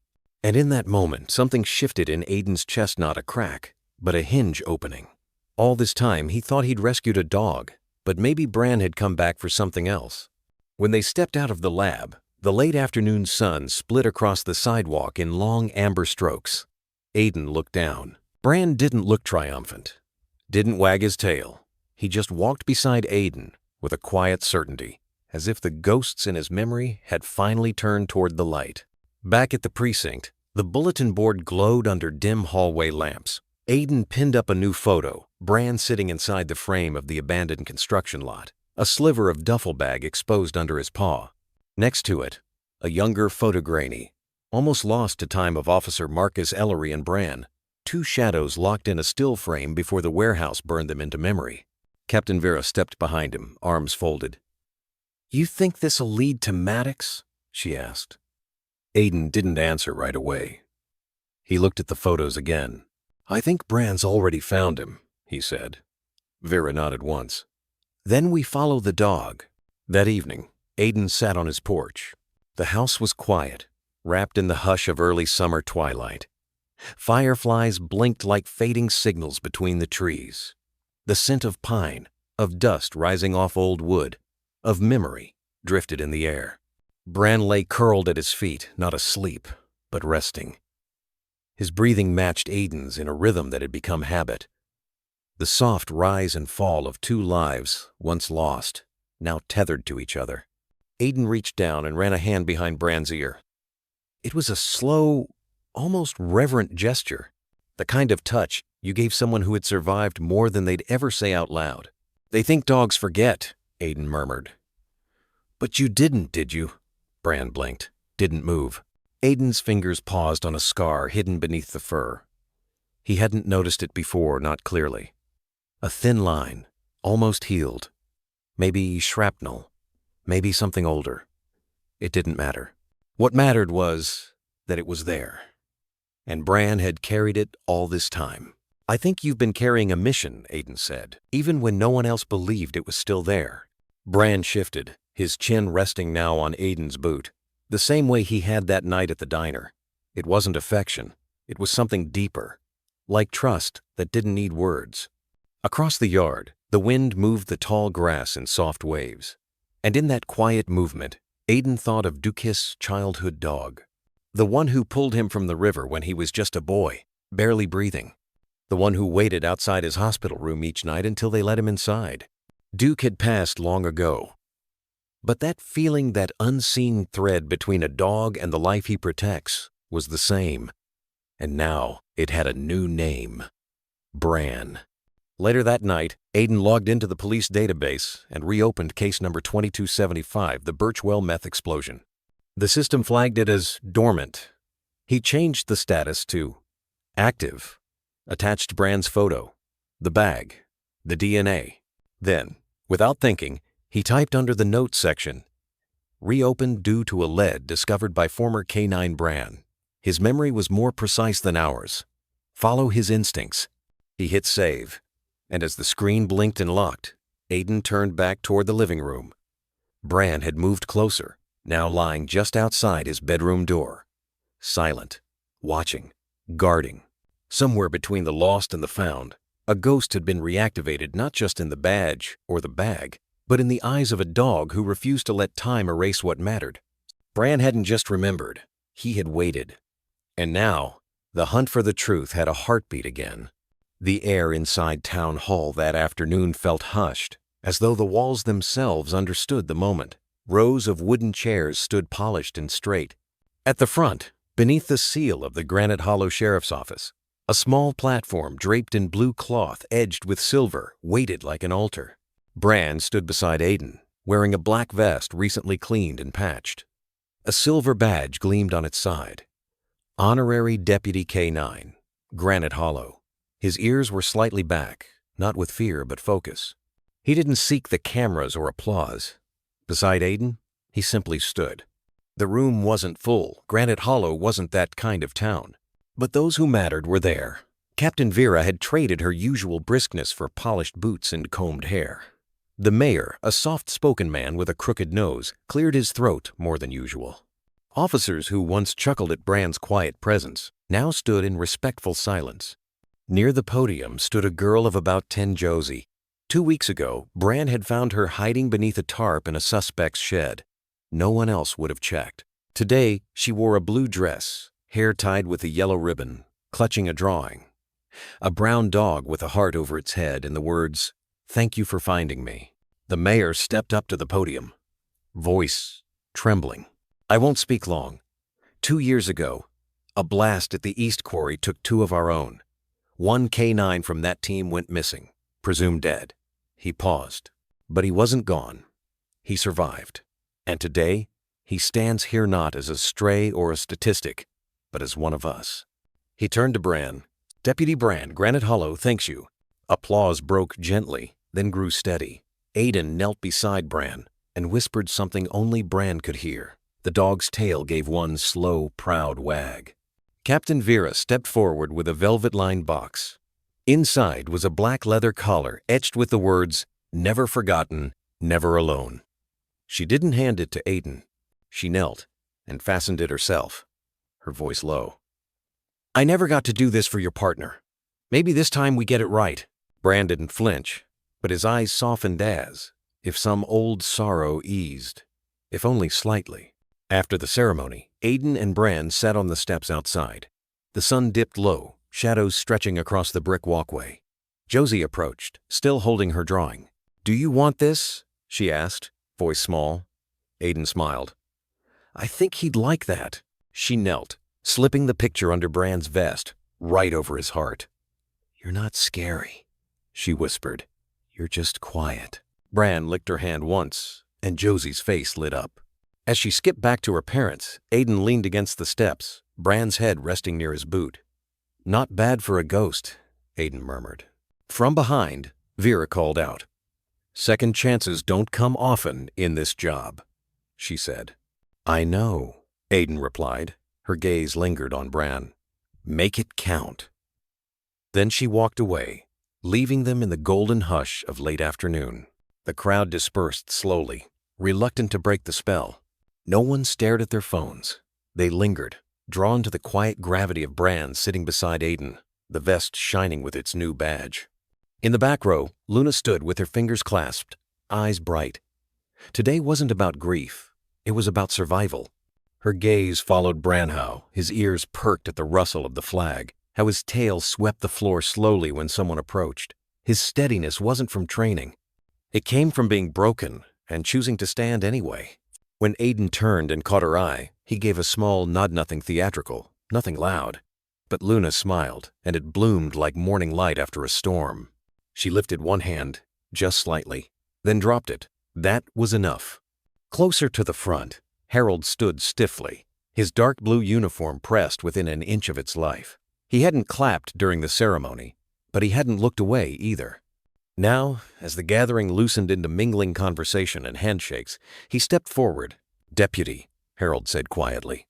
Aiden turned, a little surprised. "Captain." They didn't shake hands, but they didn't need to. Harold looked down at Bran. The old German shepherd sat like a stone statue, the weight of the vest, not heavy, but deserved. "I was wrong about him," Harold murmured. "About you too." Aiden didn't answer right away. He just bent slightly and laid a hand on Bran's back. Bran didn't move, simply leaned into the touch. "I think," Aiden said softly, "we were all a little lost when we met." Harold gave a quiet exhale. "That badge looks good on him." Bran tilted his head, as if understanding, and gave a small huff. Harold surprised them both by kneeling, just slightly, one knee creaking with the effort. He reached out, fingers calloused from years of weight he never spoke of, and gently touched the edge of Bran's vest. "You did good, boy," he said. "Real good." Bran didn't flinch. He didn't recoil. He just met Harold's eyes with a gaze that was deep and calm and old. Something passed between them, recognition, perhaps. The kind only those who'd carried grief the same way could share. Then came the child. He was no more than 6, maybe 7. Small frame, soft shoes, wearing a light blue shirt with mismatched buttons and hair that curled in quiet defiance of combs. His mother hovered behind him, wringing a tissue in her fingers, whispering gently but not stopping him. She didn't need to. The boy stepped forward slowly. step by uncertain step, until he stood just in front of Bran. He didn't reach out at first. He just looked, really looked. The way children do, before the world teaches them to pretend. Bran tilted his head. The boy raised one hand, tentative as a leaf in wind, and touched Bran's ear. Bran didn't move. And then the boy whispered. "Soft," he said. The crowd seemed to inhale. His mother let out a sound like a sob swallowed in awe. Tears ran freely down her cheeks now, but she didn't speak. No one did. No one dared. Aiden crouched beside them, watching with something more than understanding something like reverence. "What's your name, buddy?" The boy didn't answer.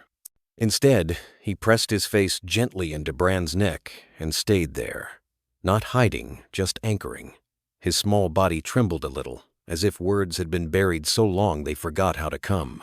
And Bran simply leaned into him, pressing his weight gently, like a lighthouse letting the tide touch its stone. The mother crouched beside them, trembling, hand over her mouth. "He hasn't spoken in 2 years," she whispered. Aiden felt something rise in his throat, thick and wordless.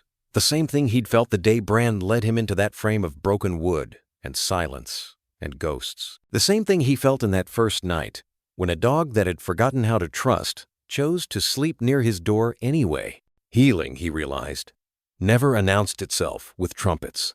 It arrived like this, quietly, in ear touches, in whispered words. In the spaces between heartbeats, when something broken begins to breathe again, Bran let out a low, gentle sound. Not a growl, not a whine, just a sound of recognition, of presence. The boy whispered again, this time a little louder. "Bran." He'd said his name. Not dog, not puppy, but his name. Aiden swallowed hard.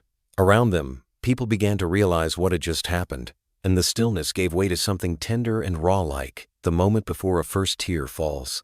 Someone placed a hand over their heart. Another covered their mouth. Even Harold blinked hard and looked away.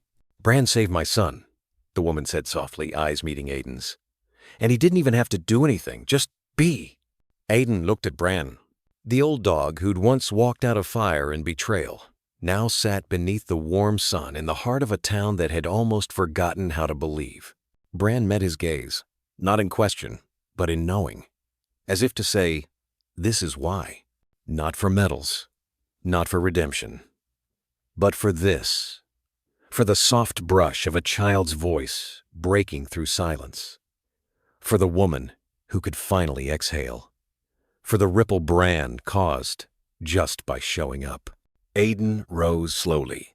Around him, the town began to stir again, voices low, reverent, and as they moved on, as the next child approached, and Bran offered him the same still patience, Aiden felt something settle in his chest, not an ending, but a beginning. The kind that came when someone or something decided to stay. The town hall had never been so quiet. Not in the year since the fire. Not in the year since the flood. Not even when they'd lowered their flags after the meth lab tragedy that took 2 officers and left an entire community scarred by questions. But today, the hush was reverent, healing.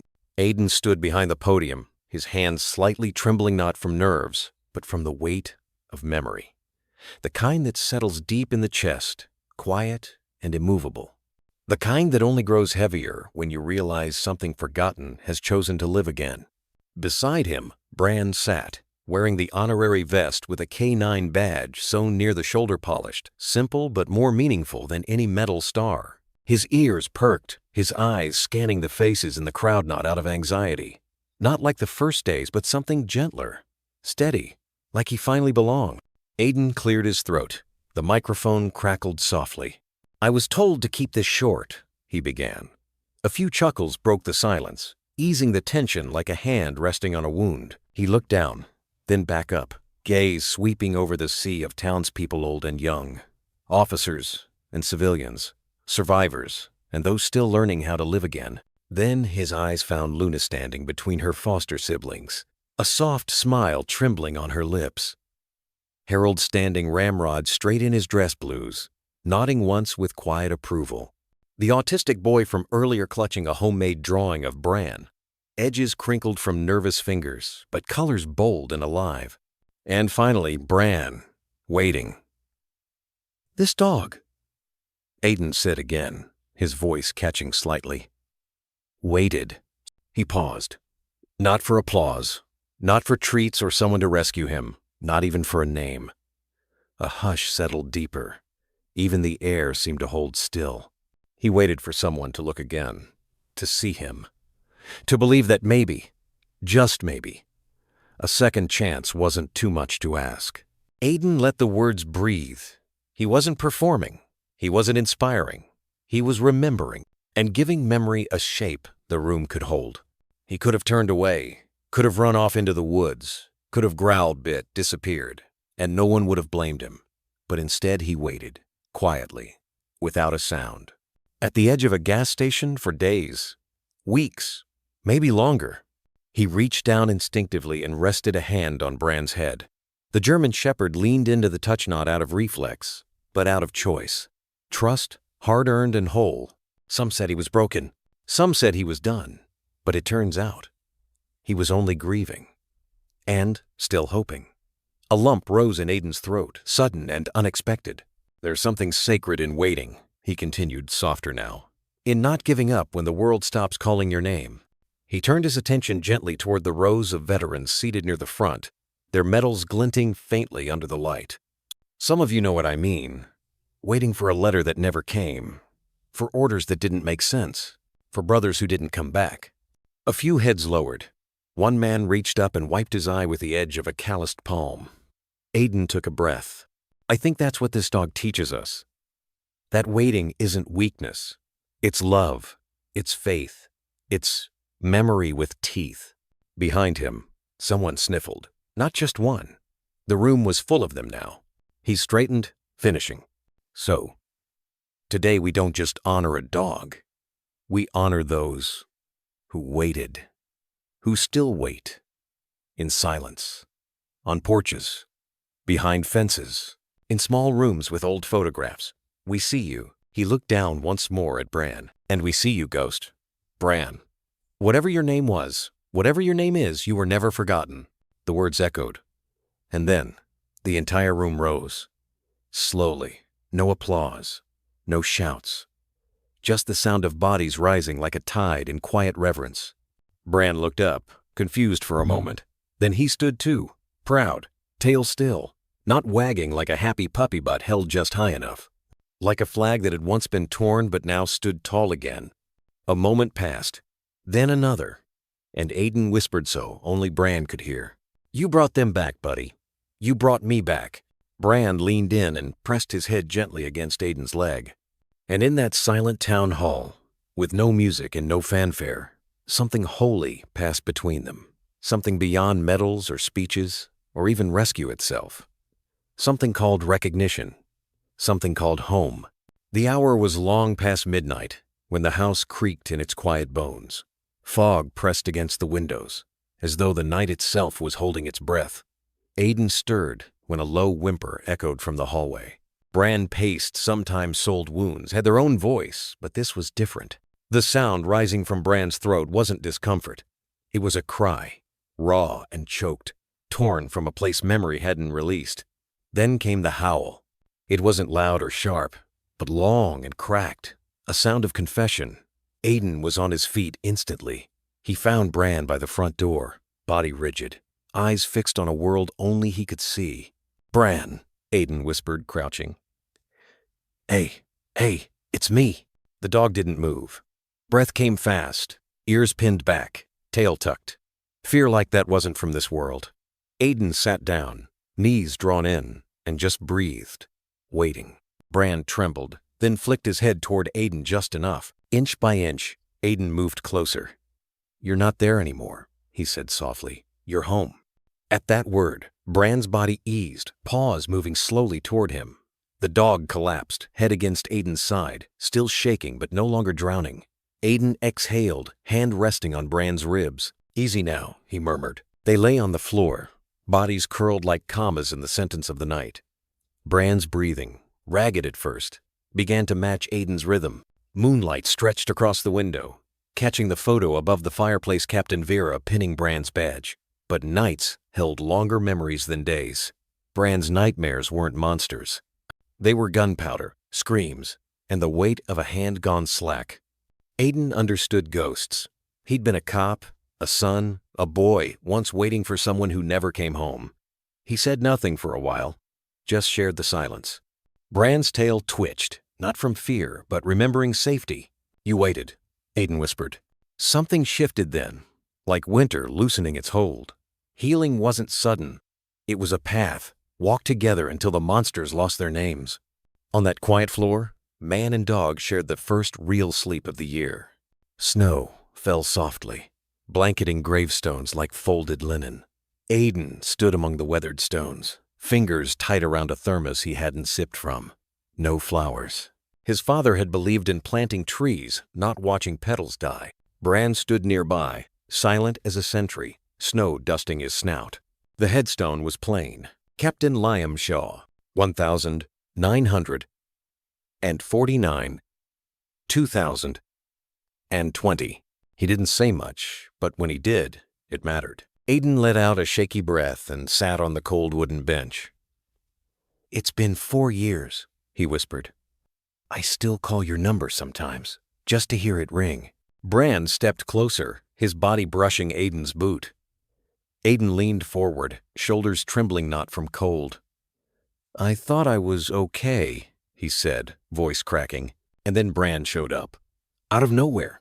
Just there. Bran nudged his leg, as if he understood. Aiden looked at him. "You waited for someone, didn't you? In that field, in that kennel, in your nightmares. You waited." And then the dam broke. He dropped to his knees, arms around the dog's neck, face buried in warm fur. No words, no speeches, just grief spilling into the snow. Bran didn't move, just stayed. When the storm inside him eased, Aiden sat back, red-eyed. Bran lay beside him, steady gaze unshaken. "I think you get it," Aiden whispered. "You always did." He brushed snow from Bran's fur. "You're the only one I don't have to explain it to." From his coat, Aiden pulled a small, worn patch of military green. "I took this the day we buried him," he admitted. "Didn't tell Mom, just needed a piece." He looked at Bran. "It's not right that grief comes with a deadline. People think you're weak if you're not done in 6 months. But you stayed. You didn't forget." A crooked smile crossed his face. "Maybe that's what love is. Just staying." Bran's tail thumped gently. Aiden brushed the snow off the headstone. "I'll come more often, Dad," he whispered.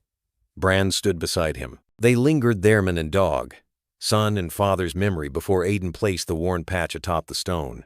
Not goodbye, but company. As they walked away, their footprints trailed side by side until the wind erased them. But not the bond. Never the bond. Outside, the world lay white and hushed. In the cabin, the fire crackled, shadows dancing across the walls. Bran curled nearby, chest rising in slow rhythm, ears twitching in half-dreams. Aiden sat cross-legged by the hearth with a chipped mug of coffee, the firelight enough for thinking, for feeling. The storm had passed, but stillness lingered. Aiden looked at Bran. "You were never just a tool," he said. "You're not here to replace anything." "Oh." Bran stirred, lifting his head, eyes soft and steady. Aiden leaned back. "I used to think home was a house," he murmured. 4 walls, a roof. But I was wrong. It's not a place. It's choosing to stay, choosing to be known." He stroked Bran's ear. "You're not a stand-in for Dad. You're not here to make the grief vanish. You're—" He paused, letting the words settle. "You're your own story." Bran licked his hand and nestled back into his spot. Aiden watched the fire sink into glowing embers, the scent of pine and warm fur wrapping the room. Underneath it all was a peace he hadn't known he needed. There were still things to do, cold cases, paperwork, but not tonight. Tonight was about recognizing. "Some part of me was afraid to let you matter," Aiden admitted. "Afraid that caring meant forgetting. But you didn't take his place. You walked beside it. And somehow, that gave me room to breathe again." He touched the old leather collar on the fireplace, Hooker's father's K9 memento. It had been hidden in a drawer until Bran came. Now it was out. Not to replace, just to remember differently. Wind rattled the windows once, then softened. Snow fell gently, cloaking the quiet roads into Granite Hollow. Aiden lay on the rug beside Bran, their backs almost touching. No words, just breath, just presence, a rhythm that felt like home. And that, finally, was enough. The package arrived on a gray morning, wrapped in dull government brown, with no return, address only a tracking number, and the seal of the Military Archive Division. Aiden stood in the kitchen, fingers hesitating at the tape, sensing that opening this box would unearth something meant to stay buried. Bran, the German shepherd, lay by the back door, ears twitching once, then stilling as if he too felt its weight. Inside lay Bran's old tactical vest folded with military precision, dulled black nylon frayed at the edges. Aiden lifted it with reverence, placing it on the table. Bran stepped forward, nose low, tail still, inhaling the scent as if memories buried deep clawed their way to the surface. He froze-own paw raised, eyes fixed on something invisible, his breath shuddering. Aiden sat in silence, imagining the scent held every memory Bran wasn't allowed to keep. Desert sand, blood and metal, cold night ops, the silent language of men who never returned, maybe even the voice of his handler. That night, under a lamp, Aiden examined the vest. Near the inner lining, almost hidden, he found hand-stitched numbers, a 94, BX7. His breath caught. It wasn't a full code, but it was enough. He dug out his late father's old case files and found the match. Subject A94, BX7 reclassified following Omega incident. Handler deceased. Canine subject removed. Vest not recovered. Bran wasn't just a stray military asset. He was part of a sealed, suppressed case no one wanted reopened. His body carried the trauma, but this vest carried the truth. "You remembered," Aiden whispered. From the doorway, Bran stood, silhouetted in the firelight, silent but understanding. The Office of Military Investigations was as sterile as Aiden remembered muted beige walls and a hush of practiced indifference. He stood outside room 417, clutching Bran's vest photos and the case file. Inside, Commander Hensley waited, posture rigid, eyes unreadable. "Mr. Vance," she began, "the Moreno case was sealed under joint command." "You sealed it," Aiden interrupted, sliding the photos toward her. "But not deep enough." He pointed at the vest's stitched numbers. "Bran was a 94, BX7. The K9 from the Omega incident. The one you said was unaccounted for. Except he wasn't lost, was dumped, left to rot without a name or file." "You're working off partial documents," she said coolly. "You're not an active agent anymore. I'm here as the son of the man who trained both Moreno and Bran," Aiden shot back. "And this isn't negligence. It's a cover-up." Silence tightened between them. "You want me to believe Moreno died in a training accident? That both Handler and K9 just vanished? And the vest went missing by accident? You don't bury mistakes that deep unless they're deliberate." Hensley's voice softened, almost defensive. Omega wasn't just a unit, was a firewall. Moreno made choices that compromised his team. Aiden's jaw clenched. "So you erased him. He disobeyed orders because he tried to protect his dog. Embrace." Bran had held on to that betrayal in his bones, in the scars no record mentioned. Aiden stood, gathering the file. "I'm not asking you to reopen the case. I already have." At the door, he turned. Bran isn't just a dog. He's evidence. Outside, the sky was bruised purple and gray. Bran waited by the truck, ears forward. Aiden ran a hand along his neck. "They know. They just hoped we'd stop digging." Bran pressed against him, as if agreeing. Together, they left to finish what had been buried. The conference room was too bright, fluorescent lights humming like nervous witnesses. On the wall, a digital display flickered with redacted reports and a faded photo of Sergeant Marco Moreno crouching beside a young Bran, both caught mid-laugh. No one in the room was laughing now. Aiden stood with a steady hand on Bran's shoulder. The dog sat calm, coat still showing the faint outline of the number once shaved into his side. "He was there," Aiden said quietly. "At Omega. He remembers the compound, the commands. You've seen the DNA test it matches." Colonel Dawes frowned. With all due respect, are we supposed to build a case on a dog's behavior? You already built a cover-up on it, Aiden countered. Bran rose and walked toward the photo of Moreno. Without command, he sat before it, posture rigid, like a soldier waiting for orders that would never come. The room went silent until the civilian auditor, voice rough, finally said, "I think we should hear from Moreno's family." The letter went out the next day. Sergeant Marco Moreno's case is being reopened. New evidence under review. His widow, Isabel, didn't reply at first. She kept only a small box of his belongings medals, a folded flag, and a training whistle worn smooth with use. 2 days later, she came to the field behind the office building, where Bran waited under a cottonwood tree, Aiden holding his leash loose. Isabel said nothing. She looked at the dog, and Bran looked back. Then, from her coat pocket, she pulled the whistle. She blew no sound, but Bran moved instantly. He came to her side and sat, as he must have 100 times when Moreno was alive. She dropped to her knees, hand trembling against his collar, then his chest, then his face. "He waited," she whispered. "All this time, he waited." Aiden turned away. Some moments didn't need witnesses. By week's end, the report was unsealed. No apology, just acknowledgement. Omega had crossed ethical lines. Moreno had filed internal complaints. His file had been altered post-mortem. Bran wasn't reassigned. He was erased, marked unfit, shuffled through a shell kennel, and slated for disposal. Somehow, he survived. Bran became more than a dog. He was the crack in the wall, the breath that carried a name back into rooms where it had been erased. Once the silence broke, others followed. An anonymous handler sent in a letter with timestamps. A retired vet technician called with a tip. Slowly, painfully, the truth surfaced. One night, Aiden sat outside the safe house. Bran curled beside his feet as they watched the stars too long, waiting for them to blink. "We're not done," Aiden whispered. Bran didn't move, but his tail thumped softly against the ground. In the distance, a wind chime stirred metal on metal, like a name being remembered. Snow fell the way memories return, not loud, not sudden, just constant. Silent as regret, soft as forgiveness. The world had shifted to white again, as it once did the night Aiden first saw the blur of fur and ribs stumbling out from the alley, tail tucked, eyes too old for a dog that age. Now, months later, he returned to that same stretch of street.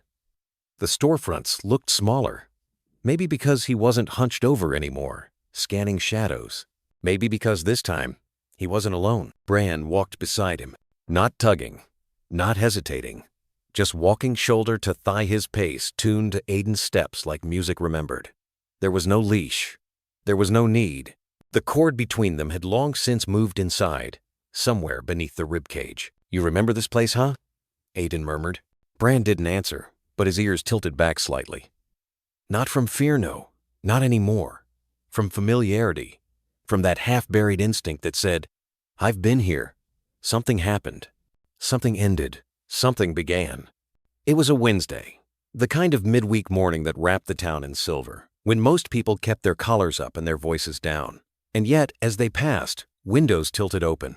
A door creaked ajar. An old woman paused, sweeping her stoop. Aiden saw it in their eyes. Recognition not of him, necessarily, but of them.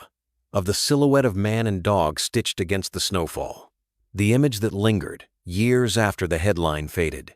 At the corner near 8th and Alderthy Alley, where it started, Bran stopped. Aiden did, too. He followed Bran's gaze. The dumpsters were gone now. Someone had cleaned the place up. Probably after the footage aired, after the article circulated, after the department finally unburied the truth about K-9 Officer Moreno's death and the disgraceful silence that followed. The cover-up hadn't just stolen a name from a file. It had nearly erased the very soul of a unit. But not quite. Bran shifted his weight, sniffed the air. His eyes scanned, not as a soldier anymore, but as a keeper of memory. His breath fogged lightly, in rhythm with Aiden's alibi. Then a sound, small, bright. A voice that didn't belong to pain or paperwork or protocol. A child's voice. "Is that the dog from the television?" They turned. Across the street stood a boy no older than 7, bundled in a puffer coat 2 sizes too large, a bright red pom-pom bouncing on his hat. He stood near a crossing sign, holding the hand of a woman his mother, likely who looked up with a cautious kind of hope. Bran's ears perked. His body went still not frozen, but alert in the gentlest way. Then, without a word from Aiden, he stepped off the curb. Each paw left a clear print in the snow, deliberate, grounded, as if declaring, "I am here. I walked this street, and I survived it." The boy knelt, mittened hands reaching out. Bran slowed as he approached, eyes soft, tail swaying in a rhythm Aiden hadn't seen since. Well, maybe never. Not like this. Not without hesitation. He let the boy touch his head, let the fingers run down his thick neck fur. The mother smiled. Not wide, not loud.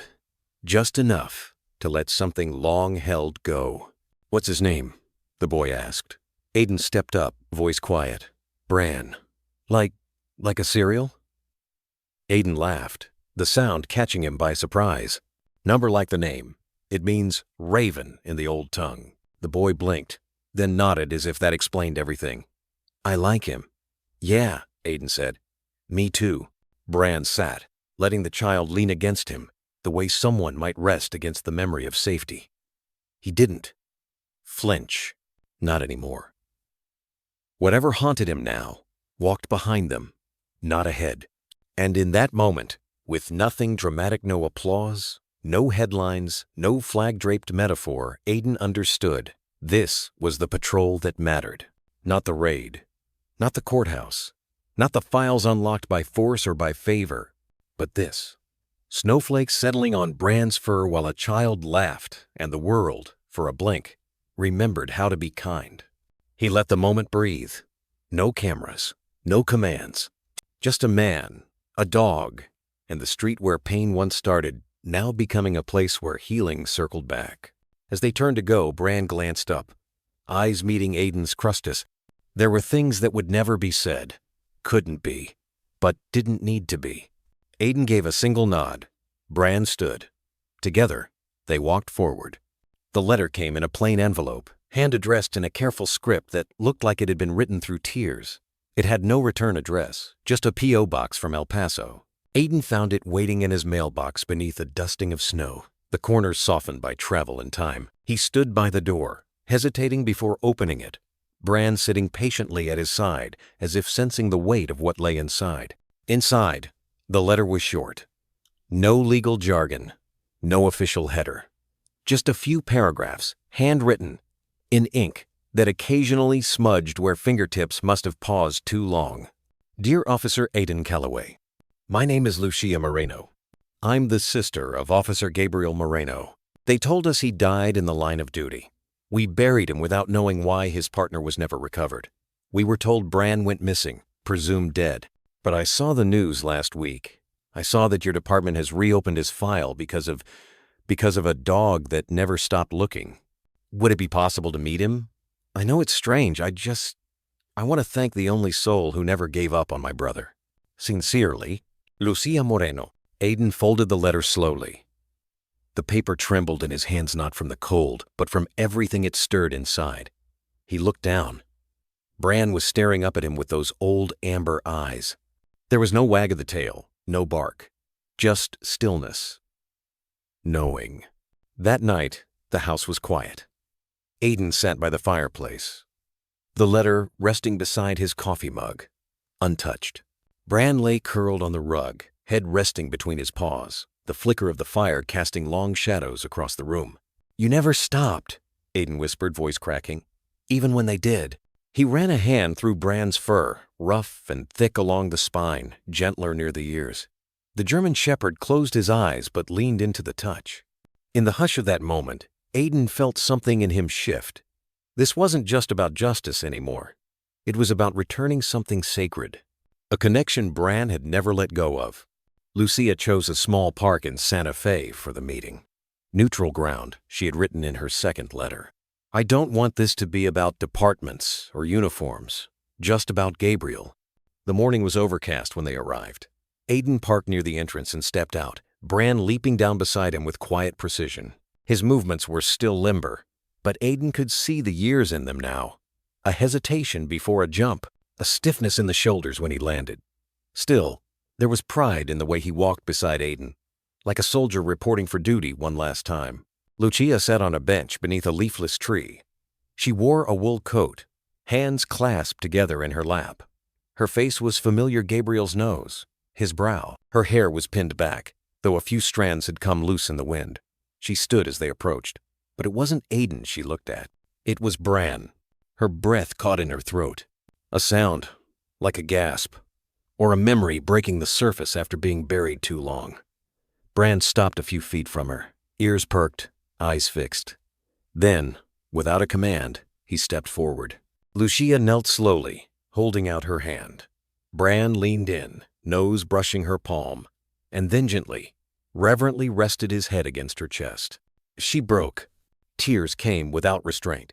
Her arms wrapped around the dog's broad shoulders, and she wept into his fur like she was hugging the last piece of her brother still tethered to this earth. Bran stood still, steady as stone, letting her hold him. His tail wagged once, then again. "He used to write me letters about him," Lucia said later, sitting beside Aiden on the bench. Bran lay at their feet, breathing evenly. He said Bran could sense fear before it reached the skin, that he trusted him more than most humans. He wasn't wrong," Aiden murmured. Lucia nodded. She reached into her coat and pulled out a folded paper creased and faded. "It's one of the last letters he sent me. I thought you should have it." Aiden unfolded it carefully. The handwriting was quick, slanted. Gabriel's. "There's something about Bran. I can't explain it. He doesn't just follow commands, she reads them off your heart. Yesterday, during patrol, he wouldn't move past this alleyway. Stood stiff, ears forward. 10 seconds later, we caught a guy hiding behind a dumpster with a blade. I didn't hear a thing. Bran did. If anything ever happens to me, tell Bran I was never alone. Because of him." Aiden blinked hard, lips tightening. He looked down at Bran, who was staring at the horizon, ears relaxed now, the way they get when the soul has been seen. Lucia turned to him. "You gave him back to us, in a way." "No," Aiden said softly. "He gave us all something back." They sat in silence for a while after that. The kind that doesn't feel empty, but full. The kind that holds space for grief, for memory, for gratitude. When they stood to leave, Lucia leaned down and kissed Bran's head. "Thank you," she whispered. Bran didn't move, just closed his eyes, the wind rustling gently through his fur. On the drive home, Aiden looked in the rearview mirror. Bran sat in the back seat, calm, his head lifted, eyes out the window, watching, listening, as if still on patrol, not for danger, but for something quieter. Redemption, perhaps. The fire crackled low in the hearth, casting a slow, pulsing glow that danced against the wooden walls of the old cabin. The storm outside had softened into a hush, snowflakes now drifting down like quiet, thoughtless burden, more memory. In that silence, time didn't feel like it was moving forward. It felt like it was folding back, curling gently into itself, settling into something softer. Bran lay curled beside the fire, his breathing deep and slow. His fur had taken on a smoky grayness now, streaked like ash in the black. The strong, angular body that once tore through search grids and combat zones had softened. But there was peace in his bones, peace that came not from escape, but from return, from fulfillment. Aiden sat nearby in the worn armchair, a cup of untouched tea cooling in his hands. He wasn't watching the fire. He was watching Bran, that same dog who once emerged from the cold, gaunt, and haunted, like a phantom with a mission etched behind his eyes. Now, the dog had settled not in surrender, but in arrival. "I used to think you came back because you had nowhere else to go," Aiden said, his voice little more than a breath, spoken to no one and only Bran. "But now I know. You weren't just running. You were carrying something. Someone." Bran stirred faintly, one paw twitching, in a dream. Maybe it was reflex. Maybe it was memory. Or maybe, like old souls do, he was still listening even in sleep. Aiden leaned forward and placed the cup down. It rattled softly against the wood, the only sharp sound in the room. Then he reached for something on the table beside him, a faded folder, now full of time-worn letters, the kind with creases and smudges and corners softened by handling. One letter in particular lay on top. Moreno's sister had written again, Her handwriting neat, trembling hand thanked him not just for answers, but for understanding, she said. Bran reminded her of Miguel, Aiden murmured, looking down. Said he had the same kind of stillness, the kind that only comes when you've seen too much but still choose to protect. Bran didn't respond. He didn't need to. The heat from the fire warmed the floorboards, and Aiden could feel it even through his socks. That familiar comfort from childhood came back, not the excitement of holidays or the chaos of family dinners, but the quiet that came afterward, when the laughter had faded and all that remained were the sounds of breathing, logs crackling, and the wind humming against the windows. Home, he said aloud, testing the word like it might crack in his mouth. I kept thinking I needed to go back somewhere, that it was a place, but I was wrong. He looked at Bran again, his voice steady now. Home isn't a place. It's whatever lets you stop running, whatever looks at you even when you're broken and doesn't flinch. The dog exhaled in his sleep, almost like a sigh of agreement. His side rose and fell, the motion slow and steady, like waves kissing the shore. Outside the window, the snow had begun to recede. It hadn't melted fully, no. Spring came all at once in these parts, but you could see the subtle shifts, the icicles dripping more than freezing, the faint shape of earth beginning to peek from the white. And there, near the bottom of the porch railing, barely visible at first, a bloom, purple and pale. A crocus, stubborn and early. It had no reason to be there. The ground was still cold, still hard, but somehow it had broken through. Not because it was time, but because it was ready. Aiden stood and crossed to the window, hand resting against the cold glass. He stared at that small defiance of life and smiled, not wide, but real. You brought that with you, he said softly, turning toward Bran.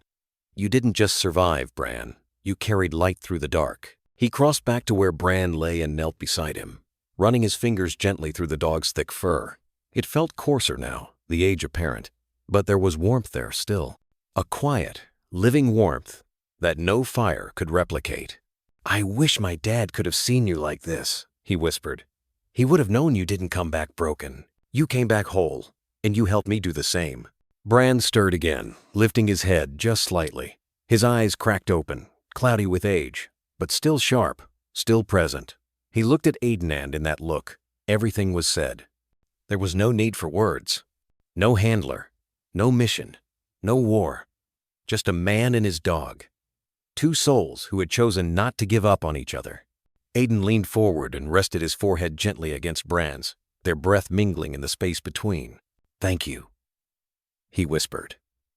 Outside, the wind carried with it the promise of thaw. Somewhere nearby, water dripped from a roof, a steady beat that echoed the soft rhythm of Bran's chest. Aiden stayed there, his hand resting on the dog's side, grounding himself not in grief, not in loss, but in presence. Not every story ends with noise.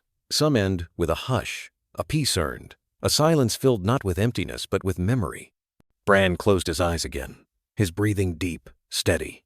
In the hearth, the fire burned low but not out.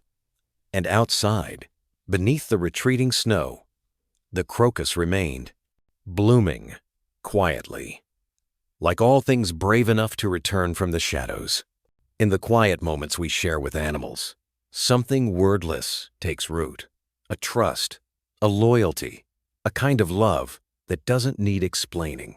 Stories like Aiden and Bran's remind us that dogs, especially German shepherds, aren't just pets. They are witnesses to our lives, guardians of our silences, and sometimes the ones who carry us back from the edge. If you've ever looked into your dog's eyes and felt they knew something not just about your mood, but about your heart, you're not alone. That bond is real. It deserves to be nurtured. If you're looking for gentle ways to deepen that connection, maybe through meaningful activity, or simply understanding your dog's needs better, there's a resource I personally found helpful. It's not flashy, just thoughtful, and built with people like us in mind. You might want to take a quiet moment and check it out sometime. Because in the end, it's not about training a dog. It's about walking through life with one and letting them change you, just a little, along the way.